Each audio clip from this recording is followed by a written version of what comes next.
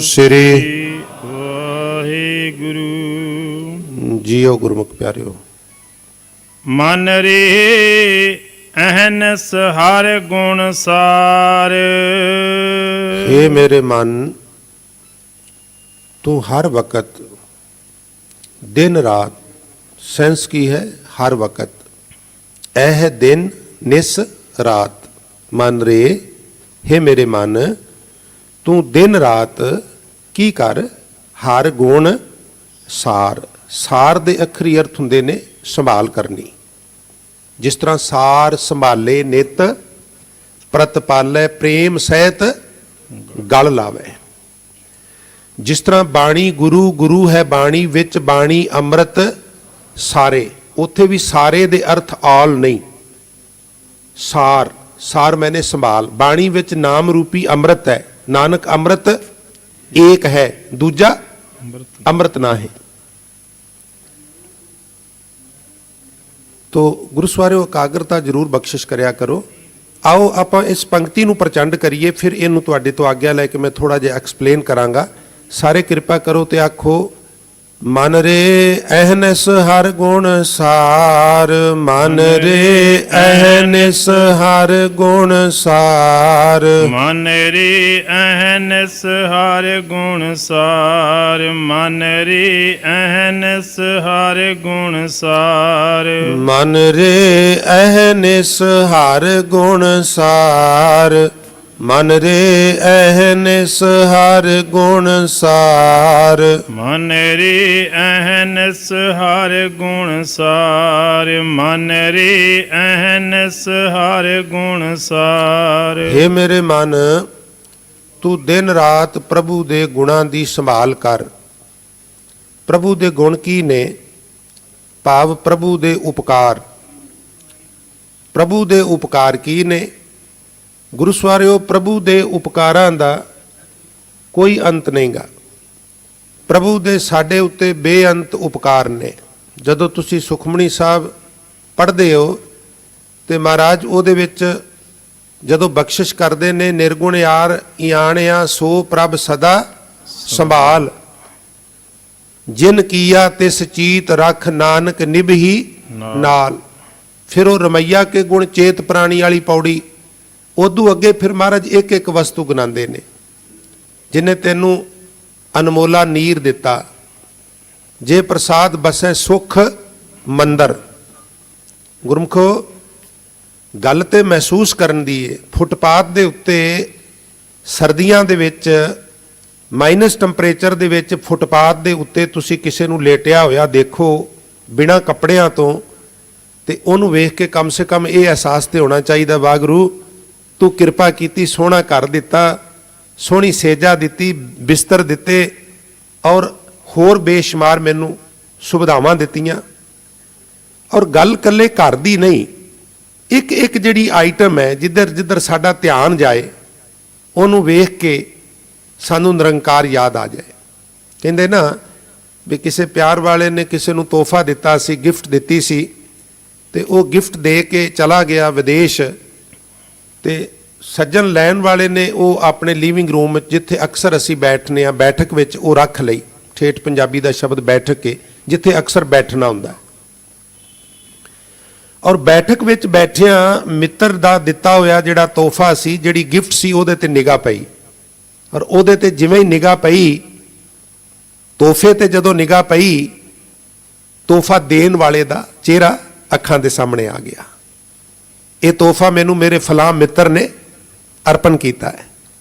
ਇਸੇ ਤਰ੍ਹਾਂ ਕੁਝ ਗੁਰਸਿੱਖ ਇਸ ਤਰ੍ਹਾਂ ਦੇ ਪ੍ਰਿਥਵੀ ਤੇ, ਜਦੋਂ ਉਹਨਾਂ ਦੀ ਕਿਸੇ ਵਸਤੂ ਤੇ ਨਿਗਾਹ ਪੈਂਦੀ ਹੈ, ਦੁਕਾਨ ਤੇ, ਮਕਾਨ ਤੇ, ਧੀ ਤੇ, ਪੁੱਤਰ ਤੇ, ਸੋਹਣੇ ਵਹੀਕਲ ਤੇ, ਹੋਰ ਬੇਅੰਤ ਪਦਾਰਥ ਨੇ, ਤੇ ਉਹ ਪਦਾਰਥ, ਉਹ ਵਸਤੂਆਂ ਦੇਣ ਵਾਲਾ ਨਿਰੰਕਾਰ ਉਹਨਾਂ ਦੇ ਸਾਹਮਣੇ ਆ ਜਾਂਦਾ ਹੈ, ਉਹਨਾਂ ਦੇ ਮੂੰਹੋਂ ਨਿਕਲ ਜਾਂਦਾ ਹੈ, ਗਾਵੇ ਕੋ ਦਾਤ ਜਾਣੇ ਨਿਸ਼ਾਨ। हे ਵਾਹਿਗੁਰੂ, ਇਹ ਤੇਰੀਆਂ ਦਾਤਾਂ ਨੂੰ, ਤੇਰੀ ਗਿਫਟ, ਤੇਰੀ ਨਿਸ਼ਾਨੀ ਸਮਝ ਕੇ ਬਹੁਤ ਸਾਰੇ ਜਗਿਆਸੂ ਤੇਰੇ ਗੁਣ ਗਾ ਰਹੇ ਨੇ। ਇਸ ਵਾਸਤੇ ਹਜ਼ੂਰ ਪ੍ਰੇਰਦੇ ਨੇ ਵੀ ਉਹਦੇ ਬੜੇ ਉਪਕਾਰ ਨੇ। ਇੱਕ ਉਪਕਾਰ ਹੋਵੇ ਤੇ ਤਾਂ, ਜੇ ਸਿਰਫ ਤੈਨੂੰ ਕਹਾਂ ਵੀ 5 ਮਿੰਟ ਰੋਜ਼ ਉਹਦੇ ਗੁਣ ਗਾਇਆ ਕਰ ਤੇ ਬੜਾ ਥੋੜਾ। ਇਸ ਲਈ ਤਾ ਉਮਰ ਜਨਮ ਤੋਂ ਮੌਤ ਤੱਕ की दिन की रात की सुबह की शाम की दोपहर की बचपन की जवानी की बुढ़ेपा इको गल घुट के पल्ले बन ते अपने मन नूं समझा ते आख मन रे अहनस हर गुण सार, मन रे अहनस हर गुण सार, मन रे अहनस हर गुण सार, मन रे अहनस हर गुण सार, मन रे अहनस हर गुण सार, मन रे अहनस हर गुण सार, मन रे अहनस हर गुण सार, मन रे अहनस हर गुण सार। ਨਿਤਾ ਪ੍ਰਤੀ ਹਰੀ ਦੇ ਗੁਣ ਗਾਇਆ ਕਰ, ਉਹਦੇ ਉਪਕਾਰ ਜਿਹੜੇ ਨੇ ਉਹਨੂੰ ਚਿਤਾਰਿਆ ਕਰ, ਸ਼ੁਕਰਾਨਾ ਕਰਿਆ ਕਰ। ਔਰ ਵਾਹਿਗੁਰੂ ਦੇ ਗੁਣਾਂ ਨੂੰ ਉਹਦਾ ਗੁਣਾਨਵਾਦ ਵੀ ਗੁਣਵਾਨ ਬੰਦਾ ਹੀ ਕਰ ਸਕਦਾ ਹੈ। ਭਾਵ ਅਸੀਂ ਆਪਣੀ ਪਾਤਰਤਾ ਵਧਾਈਏ, ਆਪਣੇ ਅੰਦਰ ਗੁਣ ਪੈਦਾ ਕਰੀਏ। ਤੋ ਇਹਨੂੰ ਸਮਝਣ ਲਈ ਮੈਂ ਇੱਕ ਭਾਈ ਗੁਰਦਾਸ ਦੇ ਕਵਿਤ ਦਾ ਸਹਾਰਾ ਲਵਾਂ ਤੁਹਾਡੇ ਤੋਂ ਆਗਿਆ ਲੈ ਕੇ। ਗੁਣ ਗ੍ਰਾਹਕ ਬਣਨਾ ਹੋਵੇ ਉਹਦੇ ਲਈ ਇੱਕ ਨੁਕਤਾ ਬੜਾ ਜ਼ਰੂਰੀ ਹੈ ਵੀ ਜਿਹਦੇ ਕੋਲੋਂ ਗੁਣ ਲੈਣਾ ਹੈ ਉਹਦੇ ਅਵਗੁਣ ਨਜ਼ਰ ਅੰਦਾਜ਼ ਕਰ ਦੇਣੇ ਚਾਹੀਦੇ ਨੇ, ਨਜ਼ਰ ਅੰਦਾਜ਼ ਕਰ ਦੇਣੇ ਚਾਹੀਦੇ ਨੇ। ਮੇਰੇ ਸਮੇਤ ਅਸੀਂ ਕੀ ਕਰਨੇ ਆ, ਸਾਨੂੰ ਅਵਗੁਣ ਚੇਤਾ ਆਉਂਦੇ ਨੇ, ਗੁਣ ਅਸੀਂ ਨਜ਼ਰ ਅੰਦਾਜ਼ ਕਰ ਦਿੰਦੇ ਆ। ਇੱਥੇ ਹੀ ਵੱਡੀ ਮਿਸਟੇਕ ਹੁੰਦੀ ਹੈ। ਫਿਰ ਸਾਡੀ ਇੱਕ ਹੋਰ ਫਿਤਰਤ ਹੈ ਜਿਹਦੇ ਨਾਲ ਸਾਡੀ ਬਣਦੀ ਹੈ, ਉਹਦੇ ਅਵਗੁਣ ਵੀ ਸਾਨੂੰ ਗੁਣ ਨਜ਼ਰ ਆਉਂਦੇ ਨੇ। ਔਰ ਮੈਨੂੰ ਮਾਫ ਕਰਨਾ, ਜਿਹਦੇ ਨਾਲ ਨਹੀਂ ਬਣਦੀ ਨਾ ਉਹਦੇ ਤੇ ਗੁਣ ਵੀ ਕਈ ਵਾਰ ਅਸੀਂ ਔਗਣ ਬਣਾ ਦਿੰਦੇ ਆ। ਸਿੱਖ ਨੇ ਕੀ ਕਰਨਾ ਹੈ, ਤੁਸੀਂ ਵਾਰਿਸ ਹੋ ਕੌਮ ਦੇ, ਤੁਸੀਂ ਇੱਥੇ ਬੈਠਾਂਦੇ ਹੋ ਹੋਕਾ ਦੇਣ ਲਈ, ਤੇ ਮੇਰਾ ਨੈਤਿਕ ਫਰਜ਼ ਬਣਦਾ ਮੈਂ ਹੋਕਾ ਦੇਣ ਲੱਗਾ ਪੂਰੀ ਵਾਹ ਲਾਵਾਂ। ਅਸੀਂ ਕੀ ਕਰਨੇ ਆ, ਅਸੀਂ ਆਮੂਮਨ ਅਵਗੁਣ ਵੇਖਨੇ ਆ। ਭਾਈ ਸਾਹਿਬ ਨੇ 2-3 ਸਾਦਾ ਜੀਆਂ ਉਦਾਹਰਨਾਂ ਦੇ ਕੇ ਸਾਨੂੰ ਸਮਝਾਉਣ ਦੀ ਕੋਸ਼ਿਸ਼ ਕੀਤੀ। ਕਹਿੰਦੇ ਨੇ ਗਰਮੀਆਂ ਦੀ ਰੁੱਤ ਹੋਵੇ, ਚੌਮਾਸਾ ਲੱਗਾ ਹੋਵੇ, ਸੌਣ ਭਾਦਰੋਂ ਦੇ ਦਿਨਾਂ 'ਚ ਕਾਲੀਆਂ ਘਟਾਂ ਛਾਂਦੀਆਂ, ਗਰਮੀ ਤੋਂ ਬਾਅਦ ਤਰਾੜਕੇ ਤੋਂ ਬਾਅਦ ਜਦੋਂ ਮੌਨਸੂਨਾਂ ਦੇ ਬੱਦਲ ਆਉਂਦੇ ਨੇ ਤੇ ਉਹਨਾਂ ਨੂੰ ਵੇਖ ਕੇ ਥੋੜਾ ਸਕੂਨ ਮਿਲਦਾ, ਰਾਹਤ ਮਿਲਦੀ ਵੀ ਗਰਮੀ ਤੋਂ ਖਲਾਸੀ ਹੋਵੇਗੀ। ਕਾਲੀਆਂ ਘਟਾਂ ਆਸਮਾਨ ਵਿੱਚ ਛਾਈਆਂ ਹੋਣ, ਹਰਾ ਭਰਾ ਬਾਗ ਹੋਵੇ, ਔਰ ਉਸ ਬਾਗ ਦੇ ਵਿੱਚ ਕਾਲੀਆਂ ਘਟਾਂ ਨੂੰ ਵੇਖ ਕੇ ਮੋਰ ਆਪਣੇ ਸਾਰੇ ਖੰਭ ਖਿਲਾਰ ਲੈ, ਤੇ ਖੰਭ ਖਿਲਾਰ ਕੇ ਉਹ ਫਿਰ ਕੂ ਕੂ ਕਰਕੇ ਮਿੱਠੇ ਗੀਤ ਗਾਏ, ਤੇ ਕੋਈ ਮੇਰੇ ਵਰਗੇ ਦਾ ਗੁੱਟ ਫੜ ਕੇ ਆਖੇ ਆ ਤੈਨੂੰ ਇੱਕ ਅਦਭੁਤ ਨਜ਼ਾਰਾ ਵਿਖਾਵਾਂ, ਤੇ ਉੱਥੇ ਲਿਆ ਕੇ ਖੜਾ ਕਰਕੇ ਆਖੇ ਵੇਖ ਅਰਸ਼ ਵੱਲ ਕਿੰਨੀਆਂ ਸੋਹਣੀਆਂ ਕਾਲੀਆਂ ਘਟਾਂ ਨੇ। ਆਖੇਗਾ ਹਾਂ ਵਾਕਈ ਕਾਲੀਆਂ ਘਟਾਂ ਬੜੀਆਂ ਸੋਹਣੀਆਂ ਨੇ। ਫਿਰ ਉਹ ਕਹੇ ਵੇਖ ਹਰਾ ਭਰਾ ਬਾਗ, ਇਸ ਬਾਗ ਵਿੱਚ ਮੋਰ, ਇਸ ਮੋਰ ਦੀ ਕੀ ਤਾਰੀਫ ਕਰਾਂ, ਇਹਦੀ ਕਲਗੀ ਬੜੀ ਸੋਹਣੀ ਹੈ, ਇਹਦੀਆਂ ਅੱਖਾਂ ਵੀ ਬੜੀਆਂ ਸੋਹਣੀਆਂ ਨੇ, ਔਰ ਇਹਦੇ ਖੰਭਾਂ ਦੀ ਤੇ ਬਾਤ ਹੀ ਕਿਹਾ। ਅਸੀਂ ਬੜੇ ਕਾਰਖਾਨੇ ਕੱਪੜਿਆਂ ਦੇ ਲਾਏ ਨੇ, ਲਾਣੇ ਚਾਹੀਦੇ ਨੇ, ਪਰ ਅਸੀਂ ਲੱਖ ਯਤਨ ਕਰਕੇ ਪੋਸ਼ਾਕ ਦੇ ਮਾਮਲੇ ਵਿੱਚ ਅੱਜ ਤੱਕ ਮੋਰ ਨੂੰ ਪਿੱਛੇ ਨਹੀਂ ਛੱਡ ਸਕੇ। ਉਹਨੂੰ ਐਸੀ ਵਿਧਾਤੇ ਨੇ ਪੋਸ਼ਾਕ ਦਿੱਤੀ ਏ, ਨਾ ਉਹਨੂੰ ਧੋਣਾ ਪਏ, ਨਾ ਉਹਨੂੰ ਡਰਾਈ ਕਲੀਨ ਕਰਨਾ ਪਏ, ਨਾ ਉਹਨੂੰ ਪ੍ਰੈਸ ਕਰਨਾ ਪਏ, ਨਾ ਉਹਨੂੰ ਤਹਿ ਲਾਣੀ ਪਏ। ਬੜੀ ਸੋਹਣੀ ਪੋਸ਼ਾਕ ਜਦੋਂ ਖੰਭ ਖਿਲਾਰ ਕੇ ਘੁੰਮਦਾ ਤੇ ਚੰਗਿਆਂ ਚੰਗਿਆਂ ਦੇ ਕਦਮ ਜਿਹੜੇ ਨੇ ਉਹਨੂੰ ਤੱਕਣ ਲਈ ਰੁਕ ਜਾਂਦੇ ਨੇ। ਉਹਦੇ ਇੱਕ ਇੱਕ ਖੰਭ ਤੇ ਬੜੀ ਸੁੰਦਰ ਚਿੱਤਰਕਾਰੀ ਕੀਤੀ ਗਈ। ਪਰ ਜਿਹੜਾ ਆਲੋਚਕ ਹੈ ਨਾ, ਜਿਹਨੂੰ ਕੇਵਲ ਅਵਗੁਣ ਵੇਖਣ ਦੀ ਆਦਤ ਹੈ, ਉਹ ਲੰਮਾ ਸਾਰਾ ਸਾਹ ਲੈ ਕੇ ਆਖੇਗਾ ਓਹੋ ਘਟਾਂ ਬੜੀਆਂ ਸੋਹਣੀਆਂ ਨੇ, ਬਾਗ ਹਰਾ ਭਰਾ ਹੈ, ਮੋਰ ਦੀ ਤਾਰੀਫ ਹੀ ਕਿਹਾ ਹੈ, ਖੰਭ ਬੜੇ ਸੋਹਣੇ ਨੇ, ਚੁੰਝ ਬੜੀ ਸੋਹਣੀ ਹੈ, ਅੱਖਾਂ ਬੜੀਆਂ ਸੋਹਣੀਆਂ ਨੇ, ਬੋਲੀ ਵੀ ਇਹਦੀ ਮਿੱਠੀ ਹੈ, ਪਰ ਇਹਦੇ ਪੈਰ ਭੱਦੇ ਨੇ, ਇਹਦੇ ਪੈਰ ਖੁਰਦਰੇ ਨੇ। 5 ਗੁਣ ਨਹੀਂ ਨਜ਼ਰ ਆਏ, ਪਰ ਇੱਕ ਅਵਗੁਣ ਨਜ਼ਰ ਆ ਗਿਆ ਹੈ। जैसे नैन बैन पंख सुंदर सरबंग मोर, नैन अखां बैन बोली पंख खंभ सुंदर सरबंग मोर, मोर दे सारे ही अंग सोहणे ने, पर भाई साहब कहते ने तां कि पग और देख दोख ना विचारी, कल्ले पैरां नूं लैके ओहदे सारे गुणां ते मांजा नहीं मार देना चाहिए। संदल सुगंध अत कोमल कमल जैसे, कंटक बलोक ना है अवगन उरदारी। संदल चंदन दी लक्कड़, चंदन दा रुख, औषधियां भी बनदियां ने, दवाई भी बनती है, लकड़ बड़ी सुगंधी वाली है, बेशकीमती है। उन्होंने कहिए तो वह कहेगा भी वाकई चंदन की लकड़ का तो कोई मुकाबला ही नहीं। और फिर खास करके 52 चंदन, 52 उंगलों ਉਹਦਾ ਕੱਦ ਹੁੰਦਾ ਹੈ, ਨਸਲ ਹੁੰਦੀ ਹੈ ਚੰਦਨ ਦੇ ਵਿੱਚ। ਇੰਜ ਜੇ ਗਿਣਦੇ ਜਾਈਏ ਮਿਣਦੇ ਜਾਈਏ ਤੇ ਕਹਿੰਦੇ ਲਗਭਗ 52 ਉਂਗਲਾਂ ਉਹਦੀ ਲੈਂਥ ਹੁੰਦੀ ਹੈ। ਇਹ ਜ਼ਿਆਦਾ ਕੀਮਤੀ ਹੁੰਦਾ ਹੈ। ਉਹ ਕਹਿੰਦਾ ਵੀ ਸਾਰੀਆਂ ਗੱਲਾਂ ਤੁਹਾਡੀਆਂ ਮੈਂ ਮੰਨਣਾ, ਪਰ ਇੱਕ ਇਹਦੇ 'ਚ ਔਗਣ ਹੈ। ਕਹਿਣ ਲੱਗੇ ਕੀ? ਆਖਣ ਲੱਗੇ ਇਹਨੂੰ ਸੱਪਾਂ ਨੇ ਲਪੇਟਿਆ। ਸੱਪ ਤਾਂ ਲਪੇਟਦੇ ਨੇ ਵੀ ਉਹ ਠੰਡਾ ਹੁੰਦਾ ਹੈ ਔਰ ਉਹਨਾਂ ਨੂੰ ਜ਼ਹਿਰ ਜਿਹੜਾ ਹੈ ਉਹ ਗਰਮੀ ਦਿੰਦਾ ਹੈ ਔਰ ਉਹਨਾਂ ਨੂੰ ਸਕੂਨ ਮਿਲਦਾ ਹੈ ਜਦੋਂ ਉਹਦੇ ਨਾਲ ਲਿਪਟਦੇ ਨੇ। ਮਲਿਆਗਰ ਭੁਯੰਗਮ ਬੇੜਿਓ ਅੰਮ੍ਰਿਤ ਬਾਣੀ ਸੀਤਲਤਾ ਨਤ ਜੰਤ। ਮਲਿਆਗਰ ਨੂੰ ਚੰਦਨ ਨੂੰ ਸੱਪਾਂ ਨੇ ਦੁਆਲਿਓਂ ਵੇੜਿਆ ਹੁੰਦਾ ਪਰ ਉਹ ਆਪਣਾ ਠੰਡਕ ਦੇਣ ਦਾ ਸੁਭਾਅ ਨਹੀਂ ਛੱਡਦਾ। ਤੋ ਮੈਂ ਅਰਜ਼ ਕਰ ਰਿਹਾ ਸਾਂ ਬਈ ਭਾਈ ਸਾਹਿਬ ਭਾਈ ਗੁਰਦਾਸ ਜੀ ਕਹਿੰਦੇ ਨੇ ਆਲੋਚਕ ਬੰਦੇ ਨੂੰ ਚੰਦਨ ਦੇ 10 ਗੁਣ 15 ਗੁਣ 20 ਗੁਣ ਨਜ਼ਰ ਨਹੀਂ ਆਉਂਦੇ। ਇੱਕ ਔਗਣ ਜਿਹੜਾ ਕੰਟਕ ਦੇ ਇੱਥੇ ਅਰਥ ਸੱਪ ਨੇ, ਉਹਨੇ ਔਗਣ ਹਿਰਦੇ 'ਚ ਧਾਰਨ ਕਰ ਲਿਆ। ਜੈਸੇ ਅੰਮ੍ਰਿਤ ਫਲ ਅੰਬ ਮੈਂਗੋ, ਮਿਸ਼ਟ ਮਿੱਠਾ, ਗੁਣਾਦ ਗੁਣਾ ਵਾਲਾ ਔਰ ਸਵਾਦ ਸਵਾਦਿਸ਼ਟ। ਤਿੰਨ ਪਹਿਲੂ ਨੇ ਇਹਦੇ। ਸਾਰੀਆਂ ਮਿੱਠੀਆਂ ਚੀਜ਼ਾਂ ਗੁਣਾਦੀ ਨਹੀਂ ਹੁੰਦੀਆਂ। ਕਿਸੇ ਨੂੰ ਤੁਸੀਂ ਰੋਜ਼ ਸ਼ੱਕਰ ਦੀ ਭਰ ਕੇ ਛੰਨਾ ਦੇ ਦਿਓ ਤੇ ਕਿੰਨੇ ਦਿਨ ਖਾਏਗਾ? ਅੰਬ ਮਿੱਠਾ ਵੀ ਹੈ, ਗੁਣਾਦੀ ਵੀ ਹੈ, ਸਵਾਦੀ ਵੀ ਹੈ ਔਰ ਮਨ ਨਹੀਂ ਅੱਕਦਾ। ਕੋਈ ਚੀਜ਼ ਨਾ ਮੈਨੂੰ ਮਾਫ ਕਰ ਦੇਣਾ, ਮਹਾਰਾਜ ਦੀ ਹਜ਼ੂਰੀ 'ਚ ਬੈਠੇ ਆ, ਇੱਕ ਵਾਰ ਮੂੰਹ 'ਚ ਪਾ ਕੇ ਬਾਹਰ ਕੱਢ ਲਈਏ ਤੇ ਅਸੀਂ ਦੁਬਾਰਾ ਮੂੰਹ 'ਚ ਨਹੀਂ ਪਾ ਸਕਦੇ। ਅੰਬ ਨੂੰ ਦਰਜਨਾਂ ਵਾਰੀ ਮੂੰਹ 'ਚ ਪਾ ਕੇ ਤੇ ਬਾਹਰ ਕੱਢ ਕੇ ਤੇ ਬੰਦਾ ਫਿਰ ਮੂੰਹ 'ਚ ਪਾ ਲੈਂਦਾ। ਐਸਾ ਉਹਦਾ ਗੁਣ ਹੈ, ਐਸਾ ਗੁਣਾਦੀ ਹੈ, ਐਸਾ ਸਵਾਦੀ ਹੈ। ਪਰ ਇੰਨਾ ਵੱਡਾ ਗੁਣ ਹੋਣ ਦੇ ਬਾਵਜੂਦ ਵੀ ਜਿਹਨੂੰ ਨਿੰਦਾ ਕਰਨ ਦੀ ਵਾਦੀ ਪੈ ਜਾਏ, ਆਲੋਚਨਾ ਕਰਨ ਦੀ ਵਾਦੀ ਪੈ ਜਾਏ, ਉਹ ਕਹਿੰਦਾ ਵੀ ਅੰਬ ਮਿੱਠਾ ਵੀ ਹੈ, ਅੰਬ ਗੁਣਾਦੀ ਵੀ ਹੈ, ਅੰਬ ਸਵਾਦੀ ਵੀ ਹੈ, ਪਰ ਇਹਦੀ ਗਿਟਕ ਬੜੀ ਕੌੜੀ ਹੁੰਦੀ ਹੈ। ਔਗਣ ਲੈ ਲੈਂਦਾ। ਭਾਈ ਸਾਹਿਬ ਕਹਿੰਦੇ ਨਹੀਂ, ਤੈਸੇ ਗੁਰ ਗਿਆਨ ਦਾਨ ਸਭ ਹੂੰ ਤੇ ਮੰਗ ਲੀਜੈ। ਗੁਰੂ ਦੇ ਗਿਆਨ ਰੂਪੀ ਦਾਨ ਨਾ ਕਿਤਿਓਂ ਵੀ ਮਿਲੇ, ਵੱਡੇ ਤੋਂ ਮਿਲੇ, ਛੋਟੇ ਤੋਂ ਮਿਲੇ, ਆਪਣੇ ਤੋਂ ਮਿਲੇ, ਖਿਮਾ ਕਰਨਾ ਪਰਾਏ ਤੋਂ ਮਿਲੇ, ਝੋਲੀ ਅੱਡ ਕੇ ਪਵਾ ਲਿਆ ਕਰ। ਤੈਸੇ ਗੁਰ ਗਿਆਨ ਦਾਨ ਸਭ ਹੂੰ ਤੇ ਮੰਗ ਲੀਜੈ, ਬੰਦਨਾ ਸਕਲ ਪੂਤ। ਜਿਹੜੇ ਗੁਣ ਕਰਕੇ ਆਪਣੇ ਤੋਂ ਵੱਡੇ ਨੇ ਉਹਨਾਂ ਸਾਰਿਆਂ ਦੇ ਚਰਨਾਂ 'ਚ ਬੰਦਨਾ ਕਰਿਆ ਕਰ, ਨਮਸਕਾਰ ਕਰਿਆ ਕਰ। ਬੰਦਨਾ ਸਕਲ ਭੂਤ, ਨਿੰਦਾ ਨਾ ਤੁਕਾਰੀ ਹੈ, ਨਿੰਦਾ ਨਾ ਕਰਿਆ ਕਰ।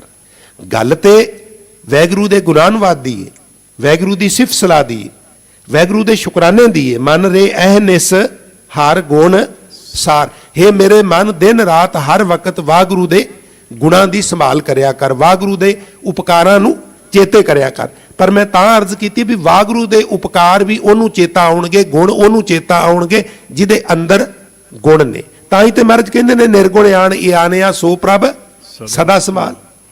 ਐ ਨਿਰਗੁਣ ਆ ਰਿਹਾ, ਤੂੰ ਆਪਣੇ ਵਿੱਚ ਗੁਣ ਪੈਦਾ ਕਰ। ਹਜ਼ੂਰ ਫਰਮਾਨ ਕਰ ਰਹੇ ਨੇ, ਮਨ ਰੇ ਇਹ ਨਿਸ ਹਰ ਗੁਣ ਸਾਰ। ਜਿਨ ਖਿਨ ਪਲ ਨਾਮ ਨ ਵਿਸਰੈ, ਤੇ ਜਨ ਵਿਰਲੇ ਸੰਸਾਰ। ਜਿਨ ਖਿਨ ਪਲ ਨਾਮ ਨਾ ਵਿਸਰੈ। ਹੁਣ ਤੁਸੀਂ ਖਿਨ ਤੇ ਪਲ ਨੂੰ ਕੱਢੋ ਤੇ ਬਹੁਤ ਥੋੜਾ ਸਮਾਂ ਉਸ ਵਿਸ਼ਲੇਸ਼ਣ 'ਚ ਮੈਂ ਨਾ ਪਵਾਂ। ਜਿਨ੍ਹਾਂ ਨੂੰ ਥੋੜੇ ਜਿਹੇ ਸਮੇਂ ਲਈ ਵੀ ਪ੍ਰਮਾਤਮਾ ਨਹੀਂ ਵਿਸਰਦਾ, ਸਾਨੂੰ ਤਾਂ ਜ਼ਿਆਦਾ ਸਮੇਂ ਲਈ ਪ੍ਰਮਾਤਮਾ ਵਿਸਰ ਜਾਂਦਾ ਨਾ। ਮਾਫ ਕਰਨਾ, ਪ੍ਰਮਾਤਮਾ ਨੂੰ ਵਿਸਾਰਨਾ, ਇਹਦੇ ਵਿਪਰੀਤ ਸ਼ਬਦ ਹੈ ਪ੍ਰਮਾਤਮਾ ਨੂੰ ਯਾਦ ਕਰਨਾ। ਤੇ ਯਾਦ ਕੀ ਹੈ? ਦੇਖੋ, ਜਪ ਦਾ ਸਿਧਾਂਤ ਹੈ ਵਾਹਿਗੁਰੂ ਗੁਰਮੰਤਰ ਹੈ ਜਪ ਹਉਮੈ ਖੋਈ। ਪਰ ਜਿਹੜਾ ਜਪ ਹੈ ਨਾ ਉਹ ਰਸਨਾ ਨਾਲ ਹੁੰਦਾ ਹੈ। ਰਸਨਾ ਸਾਡੇ ਤਨ ਦਾ ਹਿੱਸਾ ਹੈ। ਮਾਫ ਕਰਨਾ, ਮਨ ਬਿਲਕੁਲ ਡਿਫਰੈਂਟ ਹੈ। ਜੀਭ ਨਾਲ ਜਪਣ ਦੀ ਗੱਲ ਹੈ ਪਰ ਜੀਭ ਤਨ ਦਾ ਹਿੱਸਾ ਹੈ। ਸਿਮਰਨ ਜਿਹੜਾ ਹੈ ਨਾ, ਜਿਹੜੀ ਯਾਦ ਹੈ, ਉਹ ਮਨ ਨਾਲ ਕੀਤੀ ਜਾ ਸਕਦੀ ਹੈ, ਉਹ ਸੁਰਤ ਨਾਲ ਕੀਤੀ ਜਾ ਸਕਦੀ ਹੈ। ਔਰ ਖਿਆਲ ਕਰਨਾ, ਉਹ ਜਦੋਂ ਸਫਲ ਹੋ ਜਾਈਦਾ ਨਾ, ਉੱਥੇ ਰਸਨਾ ਸਾਇਲੈਂਟ ਹੋ ਜਾਂਦੀ ਹੈ। ਜਦੋਂ ਤੁਸੀਂ ਉਸ ਸਟੇਜ ਤੇ ਪਹੁੰਚਦੇ ਹੋ ਨਾ, ਕੋਈ ਜ਼ਰੂਰੀ ਨਹੀਂ ਵੀ ਰਸਨਾ ਹਰਕਤ ਵਿੱਚ ਹੋਵੇ। ਵੇਖੋ ਨਾ, ਤੁਸੀਂ ਇੱਥੇ ਬੈਠੇ ਹੋ, ਬੇਟਾ ਨਹੀਂ ਆਇਆ, ਵੈਨ ਆਈ ਏ, ਰੁਕ ਕੇ ਦੂਜੇ ਬੱਚਿਆਂ ਨੂੰ ਉਤਾਰ ਕੇ ਚਲੀ ਗਈ ਹੈ, ਬੇਟਾ ਨਹੀਂ ਆਇਆ। ਹੁਣ ਬੇਟੇ ਨੂੰ ਤੁਸੀਂ ਯਾਦ ਕਰ ਰਹੇ ਹੋ, ਕੀ ਬੇਟੇ ਦੇ ਨਾਮ ਨੂੰ ਵਾਰ-ਵਾਰ ਰਿਪੀਟ ਕਰ ਰਹੇ ਹੋ? ਨਹੀਂ। ਇੱਕ ਲਟਕ ਲੱਗ ਗਈ ਵੀ ਬੇਟਾ ਕਿੱਥੇ ਹੈ, ਪਤਾ ਕਰੋਗੇ, ਖੋਜੋਗੇ, ਫੋਨ ਕਰੋਗੇ, ਨੌਕਰਾਂ ਨੂੰ ਇੱਧਰ ਉੱਧਰ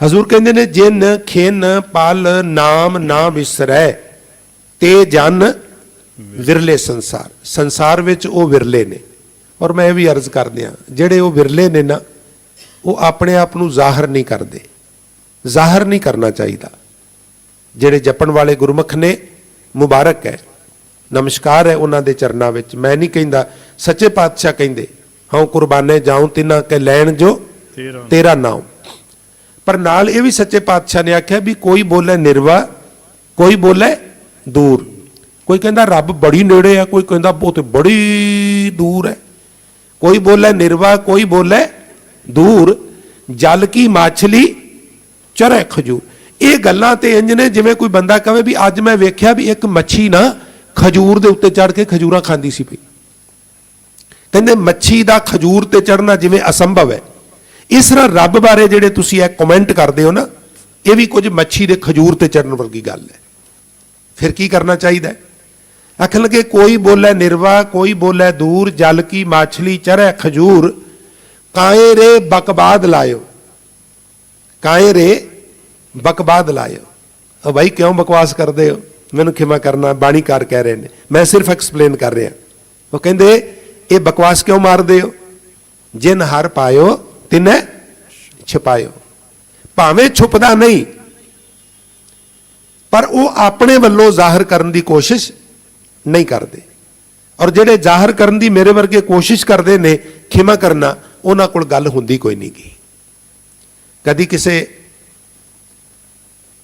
ਥਾਣੇਦਾਰ ਨੇ ਕਿਸੇ ਨੂੰ ਸੜਕ ਤੇ ਰੋਕ ਕੇ ਬਾਹ ਫੜ ਕੇ ਆਖਿਆ ਵੀ ਮੈਂ ਥਾਣੇਦਾਰ ਹਾਂ। ਉਹਦਾ ਤੇ ਸਾਰੀ ਦੁਨੀਆ ਨੂੰ ਪਤਾ ਵੀ SHO ਹੈ, ਸਟੇਸ਼ਨ ਹੈੱਡ ਆਫਿਸਰ ਹੈ।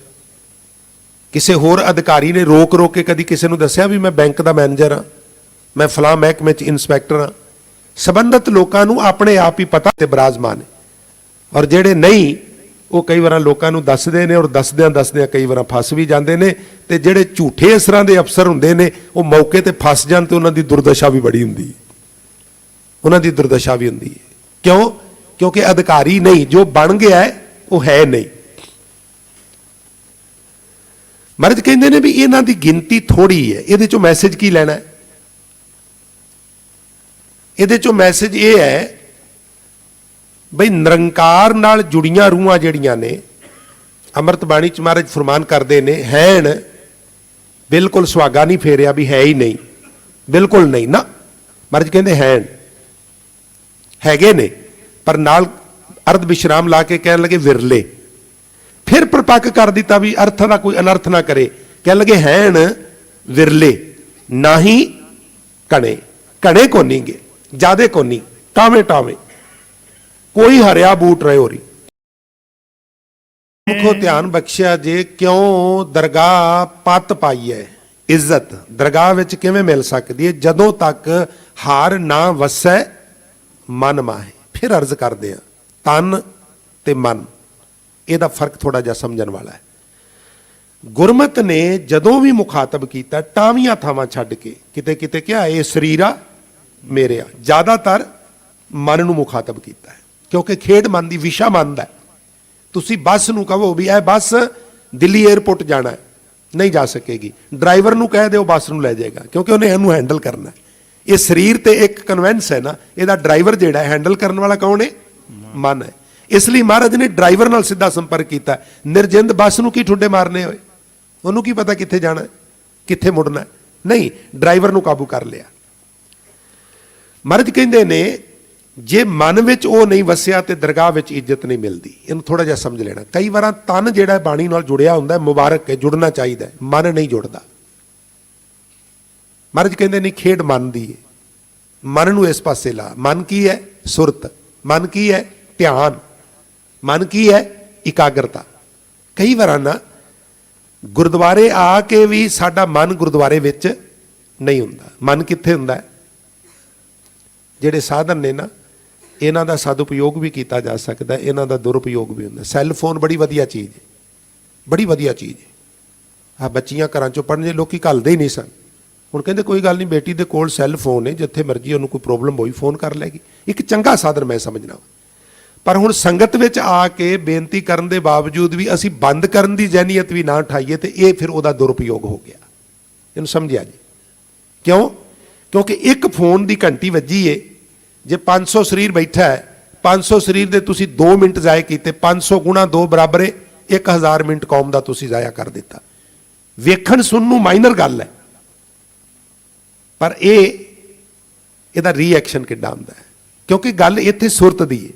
ਕਲਗੀਧਰ ਪਾਤਸ਼ਾਹ ਗੁਰੂ ਗੋਬਿੰਦ ਸਿੰਘ ਮਹਾਰਾਜ ਦੇ ਇਤਿਹਾਸ ਵਿੱਚ ਕਥਾ ਤੁਸੀਂ ਸੁਣਦੇ ਹੋ ਨਾ, ਵੀ ਮਹਾਰਾਜ ਮਾਲਵੇ ਦੀ ਧਰਤੀ ਬਰੇਤੇ ਦੇ ਉੱਤੇ ਹਜ਼ੂਰ ਦਾ ਤੰਬੂ ਲੱਗਾ ਹੈ, ਸਿੰਘ ਪਹਿਰੇ ਤੇ ਖੜੇ ਨੇ ਤੇ ਕੁਝ ਸਿੰਘ ਵਿਸ਼ਰਾਮ ਫਰਮਾ ਰਹੇ ਨੇ। ਜਿਹੜੇ 10 ਸਿੰਘ ਪਹਿਰੇ ਤੇ ਖੜੇ ਸਨ, ਉਹਨਾਂ ਵਿੱਚੋਂ ਇੱਕ ਸਿੰਘ ਨੇ ਸਿੰਘਾਂ ਦੇ ਕੰਨ 'ਚ ਸੋ ਪਾਈ ਵੀ ਇੱਥੇ ਨਾ ਲਾਗੇ ਸਰਕਸ ਵਾਲੇ ਤਮਾਸ਼ੇ ਵਾਲੇ ਆਏ ਨੇ, ਤਮਾਸ਼ੇ ਵਾਲੇ। ਕਿਉਂ ਦਰਗਾਹ ਸੁਖ ਪਾਈਐ ਜਾਂ ਹਾਰ ਨਾ ਵਸੈ, ਕਿਉਂ ਦਰਗਾਹ ਪਤ ਪਾਈਐ ਜਾਂ ਹਾਰ ਨਾ ਵਸੈ, ਮਨ ਮਾਹੀ।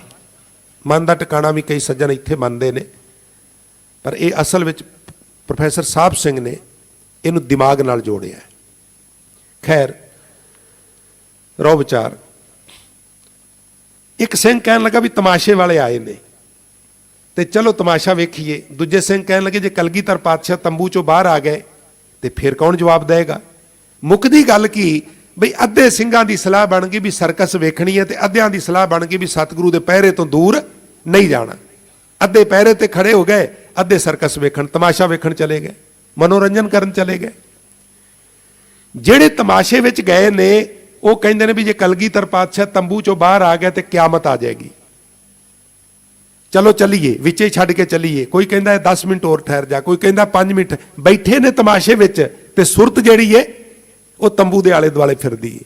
ਪਰ ਜਿਹੜੇ ਤੰਬੂ ਦੇ ਦੁਆਲੇ ਨੇਜਾ ਲੈ ਕੇ ਖਲੋਤੇ ਨੇ, ਉਹ ਕਹਿੰਦੇ ਨੇ ਪਤਾ ਹੁੰਦਾ ਵੀ ਕਲਗੀਧਰ ਨੇ ਬਾਹਰ ਫੇਰਾ ਨਹੀਂ ਮਾਰਨਾ ਤੇ ਅਸੀਂ ਵੀ ਤਮਾਸ਼ਾ ਵੇਖ ਆਉਂਦੇ। ਉਹਨਾਂ ਦਾ ਤਨ ਹਜ਼ੂਰ ਦੇ ਕੋਲ ਏ, ਉਹਨਾਂ ਦਾ ਮਨ ਤਮਾਸ਼ੇ ਦੇ ਵਿੱਚ। ਰਾਤ ਲੰਘ ਗਈ, ਅੰਮ੍ਰਿਤ ਵੇਲਾ ਹੋਇਆ, ਹਜ਼ੂਰ ਉੱਠੇ, ਸੋਚ ਇਸ਼ਨਾਨ ਕੀਤੀ, ਦੀਵਾਨ ਸਜਿਆ। ਆਸਾ ਕੀ ਵਾਰ ਦੇ ਕੀਰਤਨ ਤੋਂ ਬਾਅਦ ਵਿਚਾਰਾਂ ਹਜ਼ੂਰ ਆਪ ਬਖਸ਼ਿਸ਼ ਕਰਦੇ ਸਨ। ਫਤਿਹ ਗਜ਼ਾਈ ਤੇ ਹਜ਼ੂਰ ਨੇ ਸੁਖਨ ਫਰਮਾਏ, ਸਾਧ ਸੰਗਤ ਹਾਜ਼ਰ ਗੈਰ ਹਾਜ਼ਰ, ਗੈਰ ਹਾਜ਼ਰ ਹਾਜ਼ਰ। ਇਹ ਕਹਿ ਕੇ ਹਜ਼ੂਰ ਚੁੱਪ ਕਰ ਗਏ। ਸੰਗਤ ਵਿੱਚ ਸਨਾਟਾ ਛਾ ਗਿਆ। ਕਿਸੇ ਦੀ ਹਿੰਮਤ ਨਾ ਪਵੇ ਵੀ ਹਜ਼ੂਰ ਨੂੰ ਪੁੱਛਿਆ ਜਾਏ ਜਾਂ ਕੁਝ ਕਿਹਾ ਜਾਏ। ਇੱਕ ਨੇ ਦਲੇਰੀ ਕਰਕੇ ਆਖਿਆ, ਮਹਾਰਾਜ ਇਹ ਰਮਨ ਸਾਡੀ ਸਮਝ ਵਿੱਚ ਨਹੀਂ ਆਈ। ਹਜ਼ੂਰ ਨੇ ਰਾਤ ਵਾਲੀ ਸਾਰੀ ਵਿਥਿਆ ਕਹਿ ਸੁਣਾਈ ਵੀ ਜਿਹੜੇ ਮੇਰੇ ਕੋਲ ਤਨ ਕਰਕੇ ਹਾਜ਼ਰ ਸਨ ਉਹ ਸੁਰਤ ਕਰਕੇ ਗੈਰ ਹਾਜ਼ਰ ਸਨ, ਪਰ ਜਿਹੜੇ ਮੇਰੇ ਕੋਲੋਂ ਸੁਰਤ ਕਰਕੇ ਗੈਰ ਹਾਜ਼ਰ ਸਨ ਉਹ ਤਨ ਕਰਕੇ ਹਾਜ਼ਰ ਹੁੰਦਿਆਂ ਵੀ ਗੈਰ ਹਾਜ਼ਰ ਹੀ ਸਨ। ਬਹੁਤ ਵਾਰੀ ਅਸੀਂ ਗੁਰਦੁਆਰੇ ਵਿੱਚ ਹਾਜ਼ਰ ਹੁੰਨੇ ਆ, ਪਰ ਸਾਡੀ ਸੁਰਤ ਜਿਹੜੀ ਏ ਉਹ ਗੈਰ ਹਾਜ਼ਰ ਹੁੰਦੀ ਹੈ। ਲਾਓ ਤਸੇ ਤੁੰਗ ਦਾ ਨਾਂ ਤੁਸੀਂ ਸੁਣਿਆ ਹੋਵੇਗਾ। ਜਾਪਾਨ ਵਿੱਚ, ਚਾਈਨਾ ਵਿੱਚ, ਹਾਂਗਕਾਂਗ ਵਿੱਚ, ਸਿੰਗਾਪੁਰ ਵਿੱਚ, ਯੂਰਪ ਵਿੱਚ ਕਈ ਕਰੋੜ ਉਹਦੇ ਅਨੁਯਾਈ ਨੇ। ਉਹ ਛੋਟਾ ਜਿਹਾ ਸੀ ਤੇ ਬੜੇ ਗਰੀਬੀ ਦੇ ਆਲਮ ਵਿੱਚ। ਜਿੰਨੇ ਵੀ ਫਿਲਾਸਫਰ ਹੋਏ ਨੇ, ਰਹਿਬਰ ਹੋਏ ਨੇ, ਉਹਨਾਂ ਦਾ ਜੀਵਨ ਪੜ੍ਹੀਏ ਤੇ ਮੋਸਟਲੀ ਉਹਨਾਂ ਦਾ ਜੀਵਨ ਟਾਵੇਂ ਰਹਿਬਰਾਂ ਨੂੰ ਛੱਡ ਕੇ ਗਰੀਬੀ ਦੇ ਆਲਮ ਵਿੱਚ ਸ਼ੁਰੂ ਹੁੰਦਾ ਹੈ। ਬੜੀ ਦਿਲਚਸਪ ਕਥਾ ਹੈ ਵੀ ਛੋਟਾ ਜਿਹਾ ਸੀ ਤੁੰਗ ਤੇ ਮਾਂ ਇੱਕ ਜ਼ਮੀਨ ਦੇ ਟੁਕੜੇ ਦੇ ਉੱਤੇ ਫੁੱਲ ਲਗਾਉਂਦੀ ਸੀ। ਉਹਨਾਂ ਫੁੱਲਾਂ ਨੂੰ ਉਗਾ ਕੇ ਫੁੱਲ ਪੈਦਾ ਕਰਕੇ ਬਾਜ਼ਾਰ ਵਿੱਚ ਵੇਚਣੇ ਔਰ ਉਹਦੇ ਨਾਲ ਪਰਿਵਾਰ ਦੀ ਉਦਰ ਪੂਰਤੀ ਹੁੰਦੀ ਸੀ। ਗਰੀਬੀ ਦਾ ਆਲਮ ਸੀ। ਹੁਣ ਇਹ ਜਿਹੜਾ ਕਿੱਤਾ ਹੈ, ਇਹ ਕਿੱਤੇ ਦੇ ਵਿੱਚ ਬੜਾ ਸੰਘਰਸ਼ ਹੈ। ਮੈਂ ਇੱਕ ਵਾਰੀ ਗੁਰਪੁਰਬ ਤੇ ਜਾ ਰਿਹਾ ਸਾਂ ਕਿਤੇ, ਤੇ ਟ੍ਰੇਨ ਦੇ ਵਿੱਚ ਇੱਕ ਬੱਚੀ ਲੁਧਿਆਣੇ ਨੂੰ ਬਿਲੋਂਗ ਕਰਦੀ ਸੀ। ਉਹਨੇ ਕਾਨਪੁਰ ਜਾਣਾ ਸੀ, ਉੱਥੇ ਉਹਦਾ ਇੰਸਟੀਚਿਊਟ ਸੀ ਤੇ ਗੱਲਾਂ ਚੱਲ ਪਈਆਂ ਖੇਤੀ ਦੀਆਂ। ਤੇ ਜਿਸ ਵੇਲੇ ਉਹਨੂੰ ਪਤਾ ਲੱਗਾ ਵੀ ਫਸਲ ਆਮ ਤੌਰ ਤੇ 5-6 ਮਹੀਨੇ ਬਾਅਦ ਤਿਆਰ ਹੁੰਦੀ ਹੈ, ਤੇ ਮੈਨੂੰ ਉਹ ਕਹਿਣ ਲੱਗੀ ਵੀ ਬਾਬਾ ਜੀ ਇਹ ਜਿਹੜੇ ਕਿਸਾਨ ਨੇ ਜਦੋਂ ਫਸਲ ਬੀਜਦੇ ਨੇ ਤੇ 5-6 ਮਹੀਨੇ ਫਿਰ ਕੀ ਕਰਦੇ ਨੇ? ਉਹਨੂੰ ਦੇਖਦੇ ਹੀ ਰਹਿੰਦੇ ਨੇ। ਮੈਂ ਬੇਟਾ ਦੇਖਦੇ ਹੀ ਰਹਿੰਦੇ ਨੇ। ਇਹ ਸ਼ੁਕਰ ਹੈ ਤੇਰਾ ਧਿਆਨ ਇਸ ਪਾਸੇ ਗਿਆ ਹੈ। ਪਰ ਇਹ ਬੜੀ ਵਿਡੰਬਣਾ ਹੈ ਕਿਸਾਨ ਦੀ, ਬਈ ਉਹ 6 ਮਹੀਨੇ ਵਿਚਾਰਾ ਸਿਰਫ ਦੇਖਦਾ ਨਹੀਂ। ਮੈਂ ਵੇਖਿਆ ਵੀ ਬੱਚਾ ਬਿਮਾਰ ਹੋਵੇ ਨਾ, ਪੈਸੇ ਇੰਨੇ ਕੁ ਹੋਣ ਵੀ ਫਸਲ ਨੂੰ ਵੀ ਦਵਾ ਮਾਰਨੀ ਤੇ ਬੱਚੇ ਨੂੰ ਵੀ ਦਵਾ ਦਵਾਣੀ ਹੈ, ਤੇ ਕਈ ਵਾਰਾਂ ਬੱਚੇ ਦੀ ਦਵਾ ਨੂੰ ਉਹ ਡਿਲੇ ਕਰ ਦਿੰਦਾ ਤੇ ਫਸਲ ਦੀ ਦਵਾਈ ਪਹਿਲਾਂ ਲਿਆ ਕੇ ਉਹਨੂੰ ਮਾਰਦਾ। ਮਗਰੋਂ ਭਾਵੇਂ ਉਹਦੀ ਸੜਕਾਂ ਦੇ ਉੱਤੇ ਰੁਲਦੀ ਹੋਈ ਫਿਰੇ ਤੇ ਉਹਨੂੰ ਮਿਲੇ ਵੀ ਵਿਚਾਰੇ ਨੂੰ ਕੁਛ ਨਾ। ਇਹ ਫੁੱਲ ਪੈਦਾ ਕਰਨੇ ਔਰ ਵੇਚਣੇ ਕੋਈ ਬਹੁਤ ਲਾਹੇਵੰਦਾ ਕੰਮ ਨਹੀਂ ਸੀ। ਕਦੀ ਕਦੀ ਗੱਲ ਬਣਦੀ ਸੀ। ਮਾਂ ਬਿਮਾਰ ਹੋ ਗਈ, ਬੜੀ ਚਿੰਤਾ ਤੇ ਵੀ ਫੁੱਲ ਖਿੜ ਗਏ ਨੇ, ਖੇਡ ਬਣੀ ਹੋਈ ਏ ਔਰ ਮੈਂ ਬਿਮਾਰ ਹੋ ਗਈ ਹਾਂ ਔਰ ਸਾਰਾ ਕੰਮ ਖਰਾਬ ਹੋ ਜਾਣਾ ਹੈ। ਉਦਾਸ ਵੇਖ ਕੇ ਤੁੰਗ ਕਹਿਣ ਲੱਗਾ, ਮਾਂ ਤੂੰ ਉਦਾਸ ਕਿਉਂ ਹੈ? ਕਹਿਣ ਲੱਗੀ, ਬੇਟਾ ਮੈਂ ਉਦਾਸ ਤਾਂ ਵਾਂ ਵੀ ਬਗੀਚੀ ਤਿਆਰ ਹੋ ਗਈ ਹੈ ਔਰ ਮੈਂ ਬਿਮਾਰ ਹੋ ਗਈ ਹਾਂ, ਸਭ ਨੇਸਤੋ ਨਾਬੂਦ ਹੋ ਜਾਣ। ਮਾਂ ਤੂੰ ਫਿਕਰ ਨਾ ਕਰ, ਮੈਂ ਹਾਂ ਨਾ, ਮੈਂ ਦੇਖ ਲਾਂਗਾ। ਅੱਛਾ ਬੇਟਾ ਤੂੰ ਦੇਖ ਲੇਂਗਾ? ਹਾਂ ਮਾਂ ਮੈਂ ਦੇਖ ਲਾਂਗਾ। ਬੇਟਾ ਫਿਰ ਉੱਥੇ ਬੈਠੀ ਨਾ ਜਾ ਕੇ ਮਿਹਨਤ ਕਰੀ, ਤਗੜਾ ਹੋ ਕੇ ਨਾ ਮਿਹਨਤ ਕਰੀ, ਸਭ ਕੁਝ ਜ਼ਾਇਆ ਨਾ ਹੋ ਜਾਏ। ਹਾਂ ਮਾਂ। ਕਿਤੇ ਮਾਂ ਹਫਤਾ ਪਰ ਬਿਮਾਰ ਹੋ ਗਈ, ਤੁੰਗ ਨੇ ਸਵੇਰ ਤੋਂ ਸ਼ਾਮ ਤੱਕ ਬਗੀਚੀ ਦੇ ਵਿੱਚ ਮਿਹਨਤ ਕਰਨੀ। ਮਾਂ ਬੇਫਿਕਰ ਹੋ ਗਈ ਵੀ ਸਵੇਰੇ ਜਾਂਦਾ ਹੈ, ਰਾਤ ਨੂੰ ਆਉਂਦਾ ਹੈ, ਹੁਣ ਮੈਨੂੰ ਕਾਹਦਾ ਫਿਕਰ ਹੈ। ਜਿੱਦਣ ਠੀਕ ਹੋਈ ਤੇ ਕਹਿਣ ਲੱਗੀ, ਮੈਨੂੰ ਸਹਾਰਾ ਦੇ ਕੇ ਬਗੀਚੀ ਵਿੱਚ ਲੈ ਚੱਲ। ਉਹਨੇ ਸਹਾਰਾ ਦਿੱਤਾ, ਬਗੀਚੀ ਵਿੱਚ ਲਿਜਾ ਕੇ ਖੜੀ ਕਰ ਦਿੱਤੀ। ਉਹਨੇ ਜਦੋਂ ਆਲੇ ਦੁਆਲੇ ਵੇਖਿਆ, ਉਹ ਤੇ ਰੋਣ ਹਾਕੀ ਹੋ ਗਈ। ਉਹ ਕਹਿਣ ਲੱਗੀ, ਇਹ ਤੂੰ ਕੀਤਾ ਕੀ ਹੈ? ਸਭ ਨੇਸਤੋ ਨਾਬੂਦ ਹੈ, ਫੁੱਲ ਸਾਰੇ ਸੁੱਕ ਗਏ ਨੇ, ਬੂਟੇ ਸੁੱਕ ਗਏ ਨੇ, ਔਰ ਤੂੰ ਸਵੇਰੇ ਆਉਂਦਾ ਸੇ ਔਰ ਸ਼ਾਮ ਤੱਕ ਇੱਥੇ ਕਰਦਾ ਕੀ ਸੇ? ਮੈਂ ਤੇ ਖੁਸ਼ ਸਾਂ ਵੀ ਤੂੰ ਸਭ ਕੁਝ ਠੀਕ ਠਾਕ, ਇੱਥੇ ਤੇ ਕੁਝ ਵੀ ਨਹੀਂ, ਤੂੰ ਕੀ ਕਰਦਾ ਸੇ? ਕਹਿਣ ਲੱਗਾ, ਮੈਂ ਤੇ ਰੋਜ਼ ਆਉਂਦਾ ਸਾਂ, ਮੈਂ ਇਹਨਾਂ ਫੁੱਲਾਂ ਨੂੰ ਚੁੰਮਦਾ ਸਾਂ, ਮੈਂ ਕੱਪੜਾ ਲੈ ਕੇ ਆਉਂਦਾ ਸਾਂ, ਮੈਂ ਕੱਪੜਾ ਹਰ ਪੱਤੇ ਨੂੰ ਪੂੰਝਦਾ ਸਾਂ, ਹਰ ਫੁੱਲ ਨੂੰ ਪੂੰਝਦਾ ਸਾਂ, ਬੜੀ ਦੇਖਭਾਲ ਕਰਦਾ ਸਾਂ। ਉਹ ਕਹਿਣ ਲੱਗੀ, ਬੇਟਾ ਇਹ ਬਨਸਪਤੀ ਦੇ ਪ੍ਰਾਣ ਪੱਤਿਆਂ ਵਿੱਚ ਨਹੀਂ, ਇਹਦੇ ਪ੍ਰਾਣ ਜੜਾਂ ਵਿੱਚ ਹੁੰਦੇ ਨੇ। ਕਾਸ਼ ਤੂੰ ਪੱਤਿਆਂ ਤੋਂ ਘਟਾ ਨਾ ਪੂੰਝਦਾ, ਇਹਨਾਂ ਨੂੰ ਚੁੰਮਦਾ ਨਾ, ਤੂੰ ਇਹਦੀਆਂ ਜੜਾਂ ਵਿੱਚ ਗੋਡੀ ਕਰਦਾ ਔਰ ਥੋੜਾ ਜੜਾਂ 'ਚ ਪਾਣੀ ਪਾ ਦਿੰਦਾ ਤੇ ਇਹ ਹਾਲ ਨਾ ਹੁੰਦੀ, ਇਹ ਹਰੇ ਹੁੰਦੇ। ਸਿੱਖਾ, ਇਹ ਤਨ ਜਿਹੜਾ ਹੈ ਇਹ ਪੱਤੇ ਨੇ, ਇਹ ਡਾਲੀਆਂ ਨੇ। ਮਨ ਜਿਹੜਾ ਹੈ ਉਹ ਜੜ ਹੈ। ਪਹਿਲੋਂ ਦੇ ਜੜ ਅੰਦਰ ਜੰਮੇ ਤਾਂ ਉੱਪਰ ਹੋਵੇ ਛਾਉ। ਸਤਿਗੁਰੂ ਦੇ ਦਰਬਾਰ ਵਿੱਚ ਤਨ ਦੀ ਹਾਜ਼ਰੀ ਮੁਬਾਰਕ ਹੈ, ਪਰ ਜੇ ਤਨ ਦੇ ਨਾਲੋਂ ਮਨ ਅਲੱਗਾ ਹੋ ਜਾਏ ਤੇ ਫਿਰ ਤੁਸੀਂ ਮਸੀਤ ਪ੍ਰਸੰਗ ਤੇ ਸਰਵਣ ਕੀਤਾ ਹੀ ਹੈ। ਸੱਚੇ ਪਾਤਸ਼ਾਹ ਅੰਮ੍ਰਿਤ ਬਾਣੀ 'ਚ ਫਰਮਾਨ ਕਰਦੇ ਨੇ ਤੇ ਕਹਿੰਦੇ ਨੇ, ਗੁਰ ਸਭਾ, ਸਿੰਘ ਸਭਾ ਗੁਰਦੁਆਰੇ 'ਚ ਬੈਠੇ ਹੋ ਨਾ, ਗੁਰੂ ਦੀ ਹਜ਼ੂਰੀ 'ਚ ਇਹਨੂੰ ਗੁਰ ਸਭਾ ਵੀ ਕਿਹਾ ਜਾ ਸਕਦਾ ਹੈ। ਗੁਰ ਸਭਾ ਏਵ ਨਾ ਪਾਈਏ, ਨਾ ਨੇੜੇ ਨਾ ਦੂਰ, ਫਿਰ ਕੇਵ ਪਾਈਏ।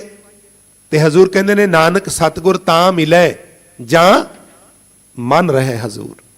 ਇੱਥੇ ਹਾਜ਼ਰੀ ਮਨ ਦੀ ਹੈ, ਹਾਜ਼ਰੀ ਸੁਰਤ ਦੀ ਹੈ, ਹਾਜ਼ਰੀ ਧਿਆਨ ਦੀ ਹੈ। ਸੱਚੇ ਪਾਤਸ਼ਾਹ ਬਖਸ਼ਿਸ਼ ਕਰ ਰਹੇ ਨੇ, ਇੱਕ ਤਿਲ ਪਿਆਰਾ ਵਿਸਰੈ ਰੋਗ ਵੱਡਾ ਮਨ ਮਾਹੇ, ਕਿਉਂ ਦਰਗਹਿ ਪਤ ਪਾਈਏ ਜਾਂ ਹਰ ਨਾ ਵਸੈ ਮਨ ਮਾਹੇ। ਜਦੋਂ ਤੱਕ ਹਰੀ ਮਨ ਵਿੱਚ ਆ ਕੇ ਨਹੀਂ ਵਸਦਾ, ਧਿਆਨ ਵਿੱਚ ਨਹੀਂ ਵਸਦਾ, ਸੁਰਤ ਵਿੱਚ ਨਹੀਂ ਵਸਦਾ, ਉਦੋਂ ਤੱਕ ਦਰਗਾਹ ਵਿੱਚ ਇੱਜ਼ਤ ਕਿਵੇਂ ਮਿਲ ਸਕਦੀ ਹੈ? ਭਾਵ ਨਹੀਂ ਮਿਲ ਸਕਦੀ। ਗੁਰ ਮਿਲਿਆ ਸੁਖ ਪਾਈਐ, ਅਗਨ ਮਰੇ ਗੁਣ ਮਾਹੇ। ਗੁਰੂ ਨੂੰ ਮਿਲ ਕੇ ਆਤਮਿਕ ਸੁੱਖ ਦੀ ਪ੍ਰਾਪਤੀ ਹੁੰਦੀ ਹੈ। ਇੱਕ ਗਰੀਬ ਸਮਝਦਾ ਹੈ ਵੀ ਮੈਂ ਅਮੀਰ ਹੋ ਜਾਵਾਂਗਾ ਤੇ ਸੁਖੀ ਹੋ ਜਾਵਾਂਗਾ। ਅਮੀਰ ਵੀ ਦੁਖੀ ਹੈ, ਉਹ ਸਮਝਦਾ ਵੀ ਮੈਂ ਦੇਸ਼ ਪ੍ਰਦੇਸ਼ਾਂ ਦਾ ਭਰਮਣ ਕਰ ਲਾਂਗਾ ਤੇ ਸੁਖੀ ਹੋ ਜਾਵਾਂਗਾ, ਮੈਂ ਮਨੋਰੰਜਨ ਦੇ ਸਾਧਨ ਪੈਦਾ ਕਰ ਲਾਂ ਤੇ ਸੁਖੀ ਹੋ ਜਾਵਾਂਗਾ। ਪਰ ਸਭ ਕੁਝ ਕਰਕੇ ਵੇਖ ਲੈਂਦਾ, ਸੁਖੀ ਨਹੀਂ ਹੁੰਦਾ। ਫਿਰ ਆਵਾਜ਼ ਆਉਂਦੀ ਹੈ, ਸੁਖ ਨਾਹੀ ਬਹੁਤਾ ਧਨ ਖਾਟੇ, ਸੁਖ ਨਾਹੀ ਪੇਖੈ ਨ੍ਰਿਤ ਨਾਟੇ, ਸੁਖ ਨਾਹੀ ਬਹੁ ਦੇਸ਼ ਕਮਾਏ। ਮਹਾਰਾਜ ਸੁਖ ਕਿੱਥੇ ਹੈ? ਤੇ ਹਜ਼ੂਰ ਕਹਿੰਦੇ ਨੇ, ਸਰਬ ਸੁੱਖਾਂ ਹਰ ਹਰ ਗੁਣ ਗਾਏ, ਸਰਬ ਸੁੱਖਾਂ ਹਰ ਹਰ ਗੁਣ ਗਾਏ, ਸਰਬ ਸੁੱਖਾਂ ਹਰ ਹਰ ਗੁਣ ਗਾਏ, ਸਰਬ ਸੁਖਾਂ ਹਰ ਹਰ ਗੁਣ ਗਾਏ। ਸਰਬ ਸੁੱਖਾਂ ਹਰ ਹਰ ਗੁਣ ਗਾਏ, ਸਰਬ ਸੁੱਖਾਂ ਹਰ ਹਰ ਗੁਣ ਗਾਏ, ਸਰਬ ਸੁਖਾਂ ਹਰ ਹਰ ਗੁਣ ਗਾਏ, ਸਰਬ ਸੁਖਾਂ ਹਰ ਹਰ ਗੁਣ ਗਾਏ। ਗੁਰੂ ਨੂੰ ਮਿਲ ਕੇ ਜਦੋਂ ਗੁਰੂ ਤੈਨੂੰ ਮੰਤਰ ਦੇਗਾ ਤੇ ਫਿਰ ਤੂੰ ਸੁਖੀ ਹੋ ਜਾਏਗਾ। ਭਾਵ ਉਸ ਨਾਮ ਦੀ ਬਰਕਤ ਨਾਲ ਤ੍ਰਿਸ਼ਨਾ ਦੀ ਅੱਗ ਬੁਝ ਜਾਏਗੀ ਔਰ ਉਹ ਜਿਹੜੀ ਤਪਸ਼ ਹੈ ਉਹ ਖਤਮ ਹੋ ਜਾਏਗੀ। ਔਰ ਉਸ ਤਪਸ਼ ਦੇ ਖਤਮ ਹੋਣ ਨਾਲ ਜਲਤੋ ਬਲਤੋ ਤੌਂਕਿਆ ਗੁਰ ਚੰਦਨ ਸ਼ੀਤ ਲਾਇਆ।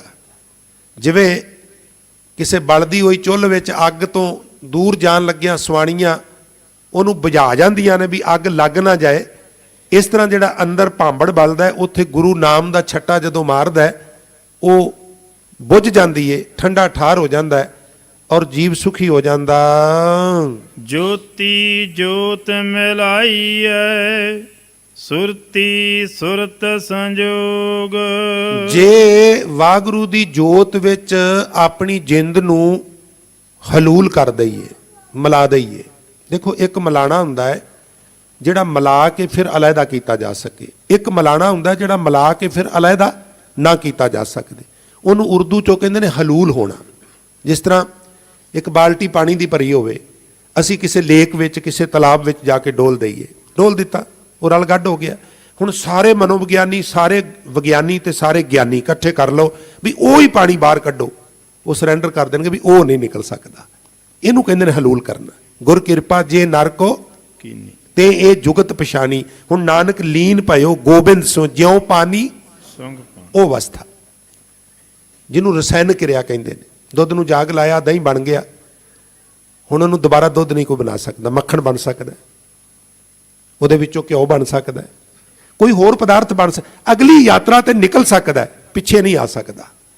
ਇਸੇ ਤਰ੍ਹਾਂ ਜਦੋਂ ਗੁਰੂ ਸਿਰ ਤੇ ਹੱਥ ਰੱਖਦਾ ਹੈ ਨਾ, ਕਰ ਹੁਕਮ ਮਸਤਕ ਹੱਥ ਧਾਰ ਵਿੱਚੋਂ ਮਾਰ ਕੱਢੀਆਂ, ਗਿਆਨ ਕੀ ਵੱਡਨੀ ਮਨੋ ਹਾਥ ਲੈ ਕਾਤੁਰਤਾ ਕੁਟਵਾਰ ਬਾਹਰ ਹੈ। ਗਿਆਨ ਦੇ ਝਾੜੂ ਨਾਲ ਅੰਦਰੋਂ ਸਾਰੇ ਔਗਣਾਂ ਨੂੰ ਹੂੰਝ ਕੇ ਤੇ ਉਹ ਮੇਨ ਗੇਟ ਦੇ ਬਾਹਰਲੇ ਪਾਸੇ ਜਾ ਕੇ ਢੇਰੀ ਕਰ ਆਉਂਦਾ ਹੈ। ਜਦੋਂ ਗੁਰੂ ਕਿਰਪਾ ਕਰਦਾ ਹੈ ਤੇ ਇਸ ਕਦਰ ਫਿਰ ਸਤਿਗੁਰੂ ਸੱਚੇ ਪਾਤਸ਼ਾਹ ਬਖਸ਼ਿਸ਼ ਕਰ ਰਹੇ ਨੇ। ਪਰ ਕਦੋਂ ਹੁੰਦਾ ਹੈ? ਜਦੋਂ ਜੋਤੀ ਜੋਤ ਰਲਾਈਏ, ਸੁਰਤੀ ਸੁਰਤ ਸੰਜੋਗ। ਜੋਤ ਦੇ ਵਿੱਚ ਜੋਤ ਨੂੰ ਰਲਾ ਦੇਣਾ, ਸੁਰਤ ਵਿੱਚ ਸੁਰਤ ਨੂੰ ਜੋੜ ਦੇਣਾ। ਹਿੰਸਾ ਹਉਮੈ ਗਤ ਗਏ ਨਾਹੀ ਸਹਸਾ ਸੂਗ। ਹਿੰਸਾ ਕਹਿੰਦੇ ਨੇ ਖੂਨ ਡੋਲਣਾ ਨੂੰ। ਇਹਦੇ ਗੇਤਰ ਐੜਾ ਲੱਗ ਜਾਏ ਤੇ ਇਹਨੂੰ ਅਹਿੰਸਾ ਕਹਿੰਦੇ ਨੇ। ਜਿਸ ਤਰ੍ਹਾਂ ਮਹਾਤਮਾ ਬੁੱਧ ਨੇ, ਉਹਨਾਂ ਦਾ ਜਿਹੜਾ ਉਪਦੇਸ਼ ਸੀ, ਪ੍ਰਧਾਨ ਉਪਦੇਸ਼ ਸੀ ਜਿਹੜਾ, ਉਹ ਸੀ ਅਹਿੰਸਾ ਪਰਮੋ ਧਰਮੰ। ਸਭ ਤੋਂ ਵੱਡਾ ਧਰਮ ਇਹ ਹੈ ਵੀ ਜੀਵ ਹੱਤਿਆ ਨਾ ਕਰੋ। ਤੋ ਹਿੰਸਾ ਹੱਤਿਆ, ਹੱਤਿਆ ਕੌਣ ਕਰ ਸਕਦਾ ਹੈ? ਕਠੋਰ ਵਿਅਕਤੀ, ਜਿਹਦਾ ਹਿਰਦਾ ਕਠੋਰ ਹੈ। ਮਹਾਰਾਜ ਕਹਿੰਦੇ ਨੇ ਹਿੰਸਾ ਹਉਮੈ ਗਤ ਗਈ। ਕਠੋਰਤਾ ਤੇ ਹੰਕਾਰ, ਗਤ, ਗੱਗਾ ਤੱਤਾ ਗਤ ਜਿੱਥੋਂ ਆਇਆ ਹੈ ਉੱਥੇ ਇਹਦਾ ਉਚਾਰਨ ਹੈ ਗਮ। ਗਮ ਮੈਨੇ ਪਹੁੰਚਣਾ, ਜਿਹਨੂੰ ਤੁਸੀਂ ਗੋ ਵੈਂਟ ਗੋਨ ਕਹਿੰਦੇ ਹੋ। ਭਾਵ ਇਹ ਹੈ ਵੀ ਗੁਰੂ ਦੀ ਬਖਸ਼ਿਸ਼ ਨਾਲ, ਸਿਮਰਨ ਦੀ ਬਰਕਤ ਨਾਲ ਕੀ ਹੁੰਦਾ ਹੈ? ਕਠੋਰਤਾ ਤੇ ਹਉਮੈ ਗਤ ਗਈ, ਉਹ ਦੂਰ ਚਲੇ ਜਾਂਦੇ ਨੇ। ਔਰ ਜਿਹੜੇ ਸਹਿੰਸੇ ਨੇ ਉਹ ਵੀ ਮੁੱਕ ਜਾਂਦੇ ਨੇ। ਕਰਮ ਕਾਂਡਾਂ ਦੇ ਨਾਲ ਆਤਮਕ ਅਡੋਲਤਾ ਨਹੀਂ ਮਿਲਦੀ। ਹਜ਼ੂਰ ਕਹਿੰਦੇ ਨੇ ਕਰਮੀ ਸਹਿਜ ਨਾ ਉਪਜੈ, ਬਿਨ ਸਹਿਜੈ ਸਹਿਸਾ ਨਾ ਜਾਏ। ਨਾ ਜਾਏ ਸਹਿਸਾ ਕਿਤੈ ਸੰਜਮ ਰਹੇ ਲੋਕ ਵਿਲ ਲਾਏ। ਫਿਰ ਅੱਗੇ ਸਤਿਗੁਰੂ ਗੁਰੂ ਅਮਰਦਾਸ ਜੁਗਤੀ ਦੱਸਦੇ ਨੇ ਵੀ ਉਹ ਜਾਂਦਾ ਕਿਵੇਂ। ਮਨ ਧੋਵੋ, ਮਨ ਧੋਵੋ ਸ਼ਬਦ ਲਾਗੋ। ਆਖੋ ਮਨ ਧੋਵੋ ਸ਼ਬਦ ਲਾਗੋ, ਮਨ ਧੋਵੋ ਸ਼ਬਦ ਲਾਗੋ, ਮਨ ਧੋਵੋ ਸ਼ਬਦ ਲਾਗੋ, ਮਨ ਧੋਵੋ ਸ਼ਬਦ ਲਾਗੋ। ਜੀ ਮਨ ਧੋਵੋ ਸ਼ਬਦ ਲਾਗੋ, ਮਨ ਧੋਵੋ ਸ਼ਬਦ ਲਾਗੋ। ਮਨ ਧੋਵੋ ਸ਼ਬਦ ਲਾਗੋ, ਮਨ ਧੋਵੋ ਸ਼ਬਦ ਲਾਗੋ। ਗੁਰੂ ਨੇ ਸ਼ਬਦ ਵਿੱਚ ਜੋੜ ਕੇ ਮਨ ਧੋ ਦਿੱਤਾ, ਕਠੋਰਤਾ ਚਲੀ ਗਈ, ਹਉਮੈ ਚਲੀ ਗਈ, ਔਰ ਸਹਿੰਸਾ ਵੀ ਖਤਮ ਹੋ ਗਿਆ। ਗੁਰਮੁਖ ਜਿਸ ਹਰਿ ਮਨ ਵਸੇ, ਤਿਸ ਮੇਲੇ ਗੁਰ ਸੰਜੋਗ। ਗੁਰੂ ਦੇ ਸਨਮੁਖ ਹੋ ਕੇ ਜਿਹੜਾ ਇਸ ਕਦਰ ਮਿਹਨਤ ਕਰਦਾ, ਗੁਰੂ ਉਹਨੂੰ ਪ੍ਰਮਾਤਮਾ ਦੇ ਨਾਲ ਮਿਲਾਪ ਦਾ ਪੂਰਾ ਮੌਕਾ ਦਿੰਦਾ ਹੈ। ਕਾਇਆ ਕਾਮਣ ਜੇ ਕਰੀ, ਭੋਗੇ ਭੋਗਣ ਹਾਰ। ਕਾਇਆ ਕਾਮਣ ਜੇ ਕਰੀ, ਭੋਗੈ ਭੋਗਣ ਹਾਰ। ਗੁਰਮੁਖੋ, ਬਾਣੀਕਾਰਾਂ ਨੇ ਉਦਾਹਰਨਾਂ ਫਰਸ਼ੀ ਦਿੱਤੀਆਂ ਨੇ, ਗੱਲਾਂ ਅਰਸ਼ੀ ਕੀਤੀਆਂ ਨੇ। ਹੁਣ ਮੈਂ ਜਿਹੜੇ ਅਰਥ ਕਰਨ ਲੱਗਾ, ਇਹਨਾਂ ਨੂੰ ਸੁਣ ਕੇ ਅਸ਼ਲੀਲਤਾ ਵੱਲ ਨਾ ਜਾਣਾ, ਗੱਲ ਨੂੰ ਸਮਝਣਾ। ਇਸਤਰੀ ਪੁਰਖ ਦਾ ਕੋਈ ਵਿਤਕਰਾ ਨਹੀਂ ਗੁਰਮਤਿ ਵਿੱਚ। ਪਰ ਕਹਿੰਦੇ ਜਿਸ ਤਰ੍ਹਾਂ ਇੱਕ ਪਤਨੀ ਆਪਣਾ ਸਭ ਕੁਝ ਆਪਣੇ ਪਤੀ ਨੂੰ ਸਮਰਪਿਤ ਕਰ ਦਿੰਦੀ ਹੈ। ਆਪਣਾ ਧਨ, ਆਪਣਾ ਮਨ ਔਰ ਆਪਣਾ ਤਨ। ਇਸ ਤਰ੍ਹਾਂ ਮੈਂ ਆਪਣਾ ਤਨ ਅਕਾਲ ਪੁਰਖ ਨੂੰ ਅਰਪਣ ਕਰਦਿਆਂ ਆਖੋ ਸਤਨਾਮ ਸ੍ਰੀ ਵਾਹਿਗੁਰੂ। ਅਰਪਣ ਕਰਨਾ ਕੀ ਹੈ? ਵੀ ਗੁਰੂ ਗ੍ਰੰਥ ਸਾਹਿਬ ਦੇ ਸਾਹਮਣੇ ਖੜੇ ਹੋ ਕੇ ਕਹਿਣਾ ਮਹਾਰਾਜ ਮੈਂ ਤਨ ਅਰਪਣ ਕਰ ਦਿੱਤਾ, ਨਹੀਂ। ਸੱਚੀ ਮੁੱਚੀ ਤਨ ਜਿਹੜਾ ਹੈ ਉਹ ਗੁਰੂ ਗ੍ਰੰਥ ਸਾਹਿਬ ਦੇ ਨਾਲ ਜੋੜ ਦੇਣਾ। ਅੰਤਰ ਗੁਰ ਆਰਾਧਨਾ, ਸਾਰਾ ਪਰਿਵਾਰ। ਜੇਵਾ ਜਪ ਗੁਰ ਨਾਉ, ਨੇਤਰੀ ਸਤਿਗੁਰ ਪੇਖਣਾ, ਸਤਿਗੁਰ ਪੇਖਣਾ, ਸਰਵਣੀ ਸੁਣਨਾ ਗੁਰ ਨਾਮ। ਫਿਰ ਸਤਿਗੁਰ ਸੇਤੀ ਰਤਿਆ ਕੀ ਹੋਵੇਗਾ? ਦਰਗਹਿ ਪਾਈਐ ਠਾਉ। ਕਹੋ ਨਾਨਕ ਕਿਰਪਾ ਕਰੇ, ਜਿਸ ਨੂੰ ਇਹ ਜਗ ਮੈਂ ਊਤਮ ਕਾਂਢੀਐ ਵਿਰਲੇ ਕੇਈ ਕੇ। ਭਾਵ ਸਾਰੇ ਗਿਆਨ ਇੰਦਰੀ ਇਸ ਪਾਸੇ ਲਾ ਦੇਣੇ। ਸੱਚੇ ਪਾਤਸ਼ਾਹ ਕਹਿੰਦੇ ਅੰਮ੍ਰਿਤ ਬਾਣੀ ਦੇ ਵਿੱਚ ਇੱਕ ਸ਼ਬਦ ਸਮਾਂ ਤੇ ਇਜਾਜ਼ਤ ਨਹੀਂ ਦਿੰਦਾ। ਅੱਜ ਇਸ ਅਸਥਾਨ ਤੇ ਸਾਰੀਆਂ ਸੰਗਤਾਂ ਨੂੰ ਪਤਾ ਹੈ ਵੀ ਤਰੀਆ ਗੁਰ ਵਿਚਾਰ ਪ੍ਰੋਗਰਾਮ ਦਾ ਆਖਰੀ ਦਿਨ ਹੈ ਔਰ ਕੱਲ ਤੋਂ ਇਹ ਸਾਰੀ ਜਿਹੜੀ ਛਾਉਣੀ ਹੈ ਇਹ ਨਾਲ ਜਿਹੜਾ GHI ਗੁਰਦੁਆਰਾ ਹੈ, ਬਹੁਤੀ ਡਿਸਟੈਂਸ ਨਹੀਂ ਗੀ। ਮੈਂ ਸਮਾਪਤੀ ਤੋਂ ਬਾਅਦ ਕਈ ਵਾਰਾਂ ਕਾਹਲ ਹੁੰਦੀ ਹੈ, ਇਹ ਬੇਨਤੀ ਹੈ ਪ੍ਰਬੰਧਕਾਂ ਵੱਲੋਂ ਵੀ, ਸਾਰਿਆਂ ਸੱਜਣਾਂ ਵੱਲੋਂ ਵੀ 10-15 ਮਿੰਟ ਤੁਹਾਡੇ ਅੱਜ 20 ਮਿੰਟ ਐਕਸਟਰਾ ਲੈਣੇ ਨੇ। ਫਿਰ ਵੀ ਮੈਂ ਬੇਨਤੀ ਕਰਦੇ ਹਾਂ ਬਈ ਇਹ ਨਾਲ ਵਾਲੇ ਗੁਰਦੁਆਰੇ ਵਿੱਚ, ਇੱਥੋਂ ਬਹੁਤਾ ਦੂਰ ਨਹੀਂ।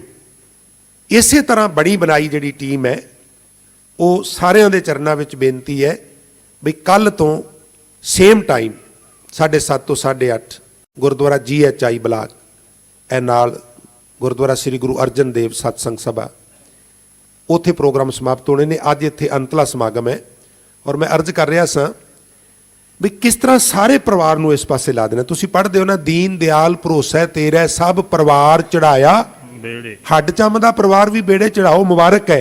ਪਰ ਇਹ ਗਿਆਨ ਇੰਦਰੀਆਂ ਦਾ ਪਰਿਵਾਰ ਹੈ। ਦੋਵੇਂ ਕੰਨ, ਅੱਖਾਂ, ਨਾਸਕਾ, ਰਸਨਾ, ਤਵਚਾ, ਦਿਲ, ਦਿਮਾਗ। ਕੋਠੜੀ ਬਾਂਦੀ, ਖੱਟ 6, 5 ਤੱਤ 6ਵਾਂ ਮਨ, ਇਹ ਸਰੀਰ ਰੂਪੀ ਕੋਠੀ 6 ਨੂੰ ਜੋੜ ਕੇ ਬਣਾਈ। ਬਸਤ ਅਨੂਪ ਬੀਚ ਪਾਈ, ਜਿਹਨੂੰ ਵੰਡਰਫੁਲ ਤੁਸੀਂ ਕਹਿੰਦੇ ਹੋ ਨਾ, ਉਹਨੂੰ ਬਾਣੀਕਾਰ ਅਨੂਪ ਕਹਿੰਦੇ ਨੇ ਜਾਂ ਅਨੁਪਮ ਕਹਿੰਦੇ ਨੇ, ਜਿਹਦੀ ਉਪਮਾ ਕਹਿਣ ਤੋਂ ਬਾਹਰ ਹੋਵੇ। ਇਹ ਜਿਹੜੀ 6 ਦੀ ਰਲ ਕੇ ਕੋਠੀ ਬਣੀ ਹੈ, ਇਹਦੇ 'ਚ ਇੱਕ ਬੇਸ਼ਕੀਮਤੀ ਵਸਤੂ ਪਾਈ ਹੈ, ਪ੍ਰਮਾਤਮਾ ਦਾ ਨਾਮ। ਬਸਤ ਅਨੂਪ ਬੀਚ ਪਾਈ, ਇਹ ਠੀਕ ਹੈ ਵੀ ਬਿਸ਼ਟਾ ਅਸਤ ਰਕਤ ਪ੍ਰੇਟੇ ਚਾਮ, ਪਰ ਇਹਦੇ ਵਿੱਚ ਇੱਕ ਅਨੂਪ ਚੀਜ਼ ਵੀ ਹੈ। ਅਨੂਪ ਚੀਜ਼ ਵੀ ਹੈ। ਜੋ ਬ੍ਰਹਮੰਡ ਹੈ ਸੋਈ ਪਿੰਡ ਹੈ, ਪਰ ਜੋ ਖੋਜੈ ਸੋ ਪਾਵੈ।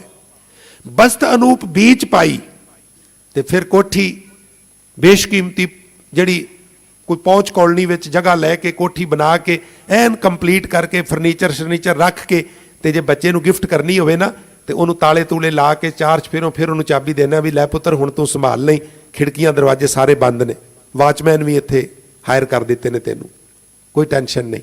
ਪਰ ਸੰਭਾਲ ਹੁਣ ਲੈ ਉਹ ਨਾ ਹੋਵੇ ਵੀ ਦਰਵਾਜ਼ੇ ਖੁੱਲੇ ਛੱਡ ਜਾਣ ਤੇ ਚੋਰ ਚੋਰੀਆਂ ਕਰ ਕਰਕੇ ਜਾਣ।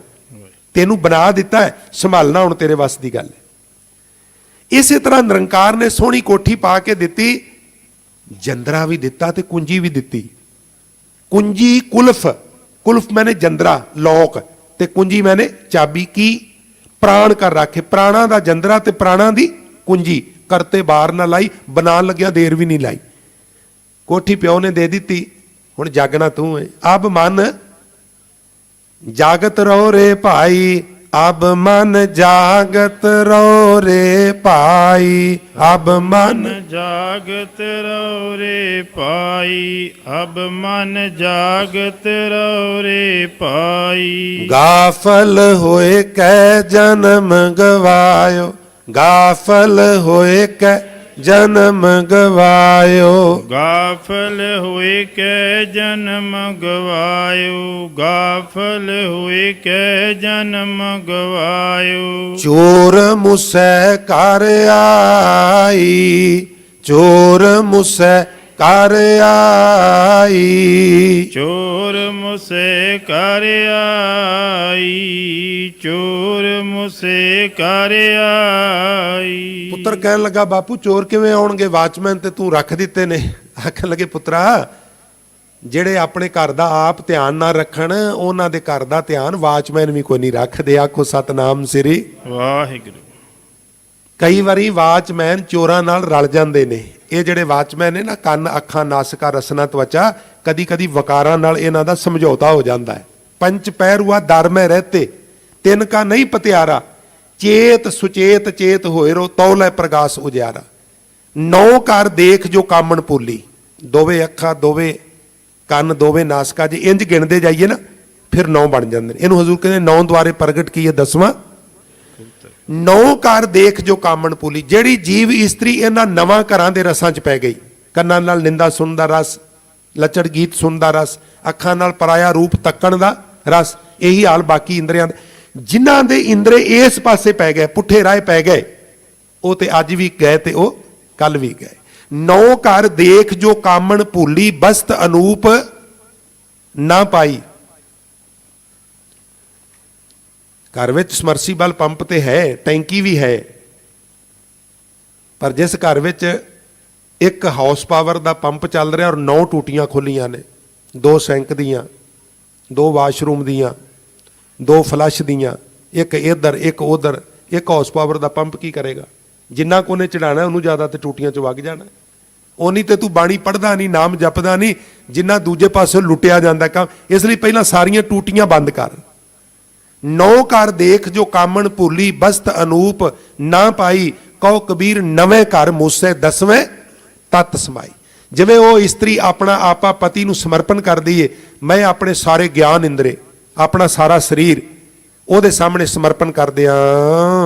ਤਿਸ ਸਿਉ ਨਿਉ ਨਾ ਕੀਜਈ, ਜੋ ਦੀਸੈ ਚੱਲਣ ਹਾਰ। ਇਹ ਸਰੀਰ ਦਾ ਸਦਉਪਯੋਗ ਕਰਨਾ ਚਾਹੀਦਾ ਹੈ। ਸਰੀਰ ਦੇ ਨਾਲ, ਇਹ ਸਰੀਰ ਨਾਸ਼ਵੰਤ ਹੈ, ਚੱਲਣ ਆ ਰਹੇ, ਇਹਦੇ ਨਾਲ ਨਿਉ ਨਹੀਂ ਕਰਨਾ ਚਾਹੀਦਾ। ਭਾਵ ਸਰੀਰ ਦੇ ਮੋਹ ਵਿੱਚ ਨਹੀਂ ਪੈਣਾ ਚਾਹੀਦਾ। ਸਰੀਰ ਨੂੰ ਮਨਮਾਨੀਆਂ ਕਰਨ ਦੀ ਖੁੱਲ੍ਹ, ਗਿਆਨ ਇੰਦਰੀਆਂ ਨੂੰ ਮਨਮਾਨੀਆਂ ਕਰਨ ਦੀ ਖੁੱਲ੍ਹ ਨਹੀਂ ਦੇਣੀ ਚਾਹੀਦੀ। ਗੁਰਮੁਖ ਰਵੈ ਸੁਹਾਗਣੀ, ਸੋ ਪ੍ਰਭ ਸੇਜ ਪਤਾਰ। ਗੁਰੂ ਦੇ ਸਨਮੁਖ ਹੋ ਕੇ ਜਿਹੜੀ ਜੀਵ ਇਸਤਰੀ ਪ੍ਰਭੂ ਵਿੱਚ ਰਵਦੀ ਏ, ਪ੍ਰਭੂ ਉਹਦੇ ਹਿਰਦੇ ਰੂਪੀ ਸੇਜਾ ਤੇ ਬਿਰਾਜਮਾਨ ਹੁੰਦਾ ਹੈ। ਚਾਰੇ ਅਗਨ ਨਿਵਾਰ ਮਰ, ਗੁਰਮੁਖ ਹਰ ਜਲ ਪਾਏ। ਇਸ ਪ੍ਰਕਾਰ ਗੁਰੂ ਦੇ ਸਨਮੁਖ ਹੋ ਕੇ, ਹੇ ਭਾਈ ਤੂੰ ਨਾਮ ਰੂਪੀ ਜਲ ਦੇ ਨਾਲ ਚਾਰੇ ਅੱਗਾਂ ਜਿਹੜੀਆਂ ਨੇ ਉਹਨਾਂ ਨੂੰ ਬੁਝਾ ਲੈ। ਕਿਹੜੀਆਂ 4 ਅੱਗਾਂ? ਹੰਸ, ਹੇਤ, ਲੋਭ, ਕੋਪ, ਚਾਰੇ ਨਦੀਆਂ ਅੱਗ। ਪਵੇਂ ਦੱਜੈ ਨਾਨਕਾ ਤਰੀਏ ਚਰਨੀ ਲੱਗ। ਹੰਸ ਮੈਨੇ ਹਿੰਸਾ, ਹੇਤ ਮੈਨੇ ਮੋਹ। ਹੰਸ, ਹੇਤ, ਲੋਭ ਭਾਵ ਸਪਸ਼ਟ ਹੈ, ਕੋਪ ਮੈਨੇ ਗੁੱਸਾ, ਕ੍ਰੋਧ। ਇਹ 4 ਜਿਹੜੀਆਂ ਵਕਾਰਾਂ ਦੀ ਅੱਗ ਏ, ਇਹ ਸਿਵਾਏ ਨਾਮ ਸਿਮਰਨ ਦੇ ਹੋਰ ਕੋਈ ਜਲ ਇਹਨਾਂ ਨੂੰ ਬੁਝਾ ਨਹੀਂ ਸਕਦਾ। ਗੁਰੂ ਦੇ ਸਨਮੁਖ ਹੋ ਕੇ ਨਾਮ ਜਪ ਕੇ ਇਹਨਾਂ ਅੱਗਾਂ ਨੂੰ ਬੁਝਾ। ਅੰਤਰ ਕਮਲ ਪਰਗਾਸਿਆ, ਅੰਮ੍ਰਿਤ ਭਰਿਆ ਕਾਏ। ਇਸ ਪ੍ਰਕਾਰ ਜਿਹੜਾ ਹਿਰਦਾ ਕੌਲ ਹੈ ਉਹ ਸਿੱਧਾ ਹੋ ਜਾਏਗਾ, ਔਰ ਨਾਮ ਜਲ ਦੇ ਨਾਲ ਗੁਰੂ ਦੇ ਸਨਮੁਖ ਹੋ ਕੇ ਜਪਨ ਨਾਲ ਹਿਰਦਾ ਕੌਲ ਨਾਮ ਜਲ ਨਾਲ ਲਬਾ ਲਬ ਭਰ ਜਾਏਗਾ। ਨਾਨਕ ਸਤਿਗੁਰ ਮੀਤ ਕਰ, ਸੱਚ ਪਾਵੈ ਦਰਗੇ ਜਾਏ। ਹਜ਼ੂਰ ਗੁਰੂ ਨਾਨਕ ਸਾਹਿਬ ਬਖਸ਼ਿਸ਼ ਕਰਦੇ ਨੇ, ਤੂੰ ਗੁਰੂ ਨੂੰ ਮਿੱਤਰ ਬਣਾ ਕੇ ਨਾਮ ਜਪ, ਯਕੀਨਨ ਤੈਨੂੰ ਪ੍ਰਭੂ ਦੀ ਪ੍ਰਾਪਤੀ ਹੋਵੇਗੀ। ਜੇ ਗੁਰੂ ਨੂੰ ਮਿੱਤਰ ਬਣਾ ਕੇ ਗੁਰੂ ਨੂੰ ਵਿਚੋਲਾ ਬਣਾਏਗਾ ਤੇ ਫਿਰ ਹੁਣ ਤੱਕ ਤੇ ਤੂੰ ਸੁਣਿਆ ਵੀ ਗੁਰੂ ਆਤਮਾ ਨੂੰ ਪਰਮਾਤਮਾ ਨਾਲ ਮਿਲਾ ਦਿੰਦਾ, ਪਰ ਫਿਰ ਤੇਰੇ ਮੂੰਹੋਂ ਨਿਕਲ ਜਾਏਗਾ, ਜੈਸਾ ਸਤਿਗੁਰ ਸੁਣੀਂਦਾ ਤੈਸੋ ਹੀ ਮੈਂ ਡੀਠ। ਵਿਛੜਿਆ ਮੇਲੇ ਪ੍ਰਭੂ, ਹਰ ਦਰਗਾਹ ਕਾ ਬਸੀਠ ਵਿਚੋਲਾ। ਕੀ ਕਰਦਾ ਹੈ? ਹਰ ਨਾਮੋ ਮੰਤਰ ਦ੍ਰਿੜਾਏਂਦਾ, ਕੱਟੇ ਹਉਮੈ ਰੋਗ, ਨਾਨਕ ਸਤਿਗੁਰ ਤਿਨਾ ਮਿਲਾਇਆ, ਜਿਨ੍ਹਾਂ ਤੁਰੇ ਪਿਆ ਸੰਜੋਗ। ਗੁਰੂ ਸਵਾਰਿਓ ਇੰਨੀਆਂ ਬੇਨਤੀਆਂ ਪ੍ਰਵਾਨ ਕਰਨੀਆਂ, ਹੋਈਆਂ ਬੇਅੰਤ ਭੁੱਲਾਂ ਗਲਤੀਆਂ ਦੀ ਮੁਆਫੀ ਬਖਸ਼ਿਸ਼ ਕਰਨੀ। ਸਮਾਂ ਬੜਾ ਸੀਮਤ ਹੈ। ਮੈਂ ਅਖੀਰ ਵਿੱਚ ਕੋਟਾਨ ਕੋਟ ਸ਼ੁਕਰ ਕਰਨਾ ਸ੍ਰੀ ਗੁਰੂ ਗ੍ਰੰਥ ਸਾਹਿਬ ਸੱਚੇ ਪਾਤਸ਼ਾਹ ਦਾ। ਸੰਗਤਾਂ ਦੇ ਚਰਨਾਂ ਵਿੱਚ ਬੇਨਤੀ ਹੈ, ਸਤ ਸੰਗਤ ਜੀ 10 15 20 ਮਿੰਟ ਮੰਗਵੇਂ ਦੇ ਦਿਓ, ਬੜਾ ਜ਼ਰੂਰੀ ਹੈ। ਆਪ ਸਾਰਿਆਂ ਦਾ ਸਮਾਂ ਬੇਸ਼ਕੀਮਤੀ ਹੈ, ਪਰ ਇੰਨੀ ਕੁ ਜ਼ਰੂਰ ਖੇਚਲ ਕਿਰਪਾ ਕਰੋ, ਬੇਨਤੀ ਪ੍ਰਵਾਨ ਕਰੋ। ਸਾਰੀਆਂ ਸੰਗਤਾਂ ਦਾ ਜਿਹੜੀਆਂ ਖੇਚਲ ਕਰਕੇ ਗੁਰੂ ਕੇ ਦਰਬਾਰ ਵਿੱਚ ਪਹੁੰਚ ਕੇ ਇਸ ਪ੍ਰੋਗਰਾਮ ਨੂੰ ਕਾਮਯਾਬ ਬਣਾਉਣ ਵਿੱਚ ਤੁਸੀਂ ਯੋਗਦਾਨ ਪਾਇਆ ਹੈ, ਮੇਰੇ ਕੋਲ ਉਹ ਸ਼ਬਦ ਨਹੀਂ ਜਿਨ੍ਹਾਂ ਸ਼ਬਦਾਂ ਨਾਲ ਮੈਂ ਤੁਹਾਡਾ ਧੰਨਵਾਦ ਕਰਾਂ। ਇੱਥੇ ਸੰਗਤਾਂ ਦੇ ਜਿਹੜੇ ਨੁਮਾਇੰਦੇ ਨੇ, ਪ੍ਰਬੰਧਕ ਸੱਜਣ ਨੇ, ਮੈਂ ਇਹਨਾਂ ਪ੍ਰਬੰਧਕ ਵੀਰਾਂ ਦਾ ਵੀ, ਉਹ ਮੇਰੇ ਕੋਲ ਸ਼ਬਦ ਨਹੀਂ ਜਿਹਦੇ ਨਾਲ ਮੈਂ ਧੰਨਵਾਦ ਕਰ ਸਕਾਂ। ਇਹਨਾਂ ਵੀਰਾਂ ਨੂੰ ਜਿਵੇਂ ਬੇਨਤੀ ਕੀਤੀ ਉਵੇਂ ਇਹਨਾਂ ਨੇ ਪ੍ਰਵਾਨ ਕੀਤੀ, ਸਾਨੂੰ ਬੜਾ ਸਹਿਯੋਗ ਬਖਸ਼ਿਸ਼ ਕੀਤਾ ਹੈ। ਮਹਾਰਾਜ ਇਹਨਾਂ ਨੂੰ ਚੜ੍ਹਦੀ ਕਲਾ ਬਖਸ਼ੇ। ਅਸੀਂ ਭਵਿੱਖ ਵਿੱਚ ਵੀ ਇਹ ਆਸ ਕਰਨੇ ਆ ਵੀ ਜਦੋਂ ਇਹਨਾਂ ਨੂੰ ਬੇਨਤੀ ਕਰਾਂਗੇ, ਸਾਡੀ ਬੇਨਤੀ ਨੂੰ ਪ੍ਰਵਾਨ ਕਰਕੇ ਸਾਨੂੰ ਸਹਿਯੋਗ ਬਖਸ਼ਣਗੇ।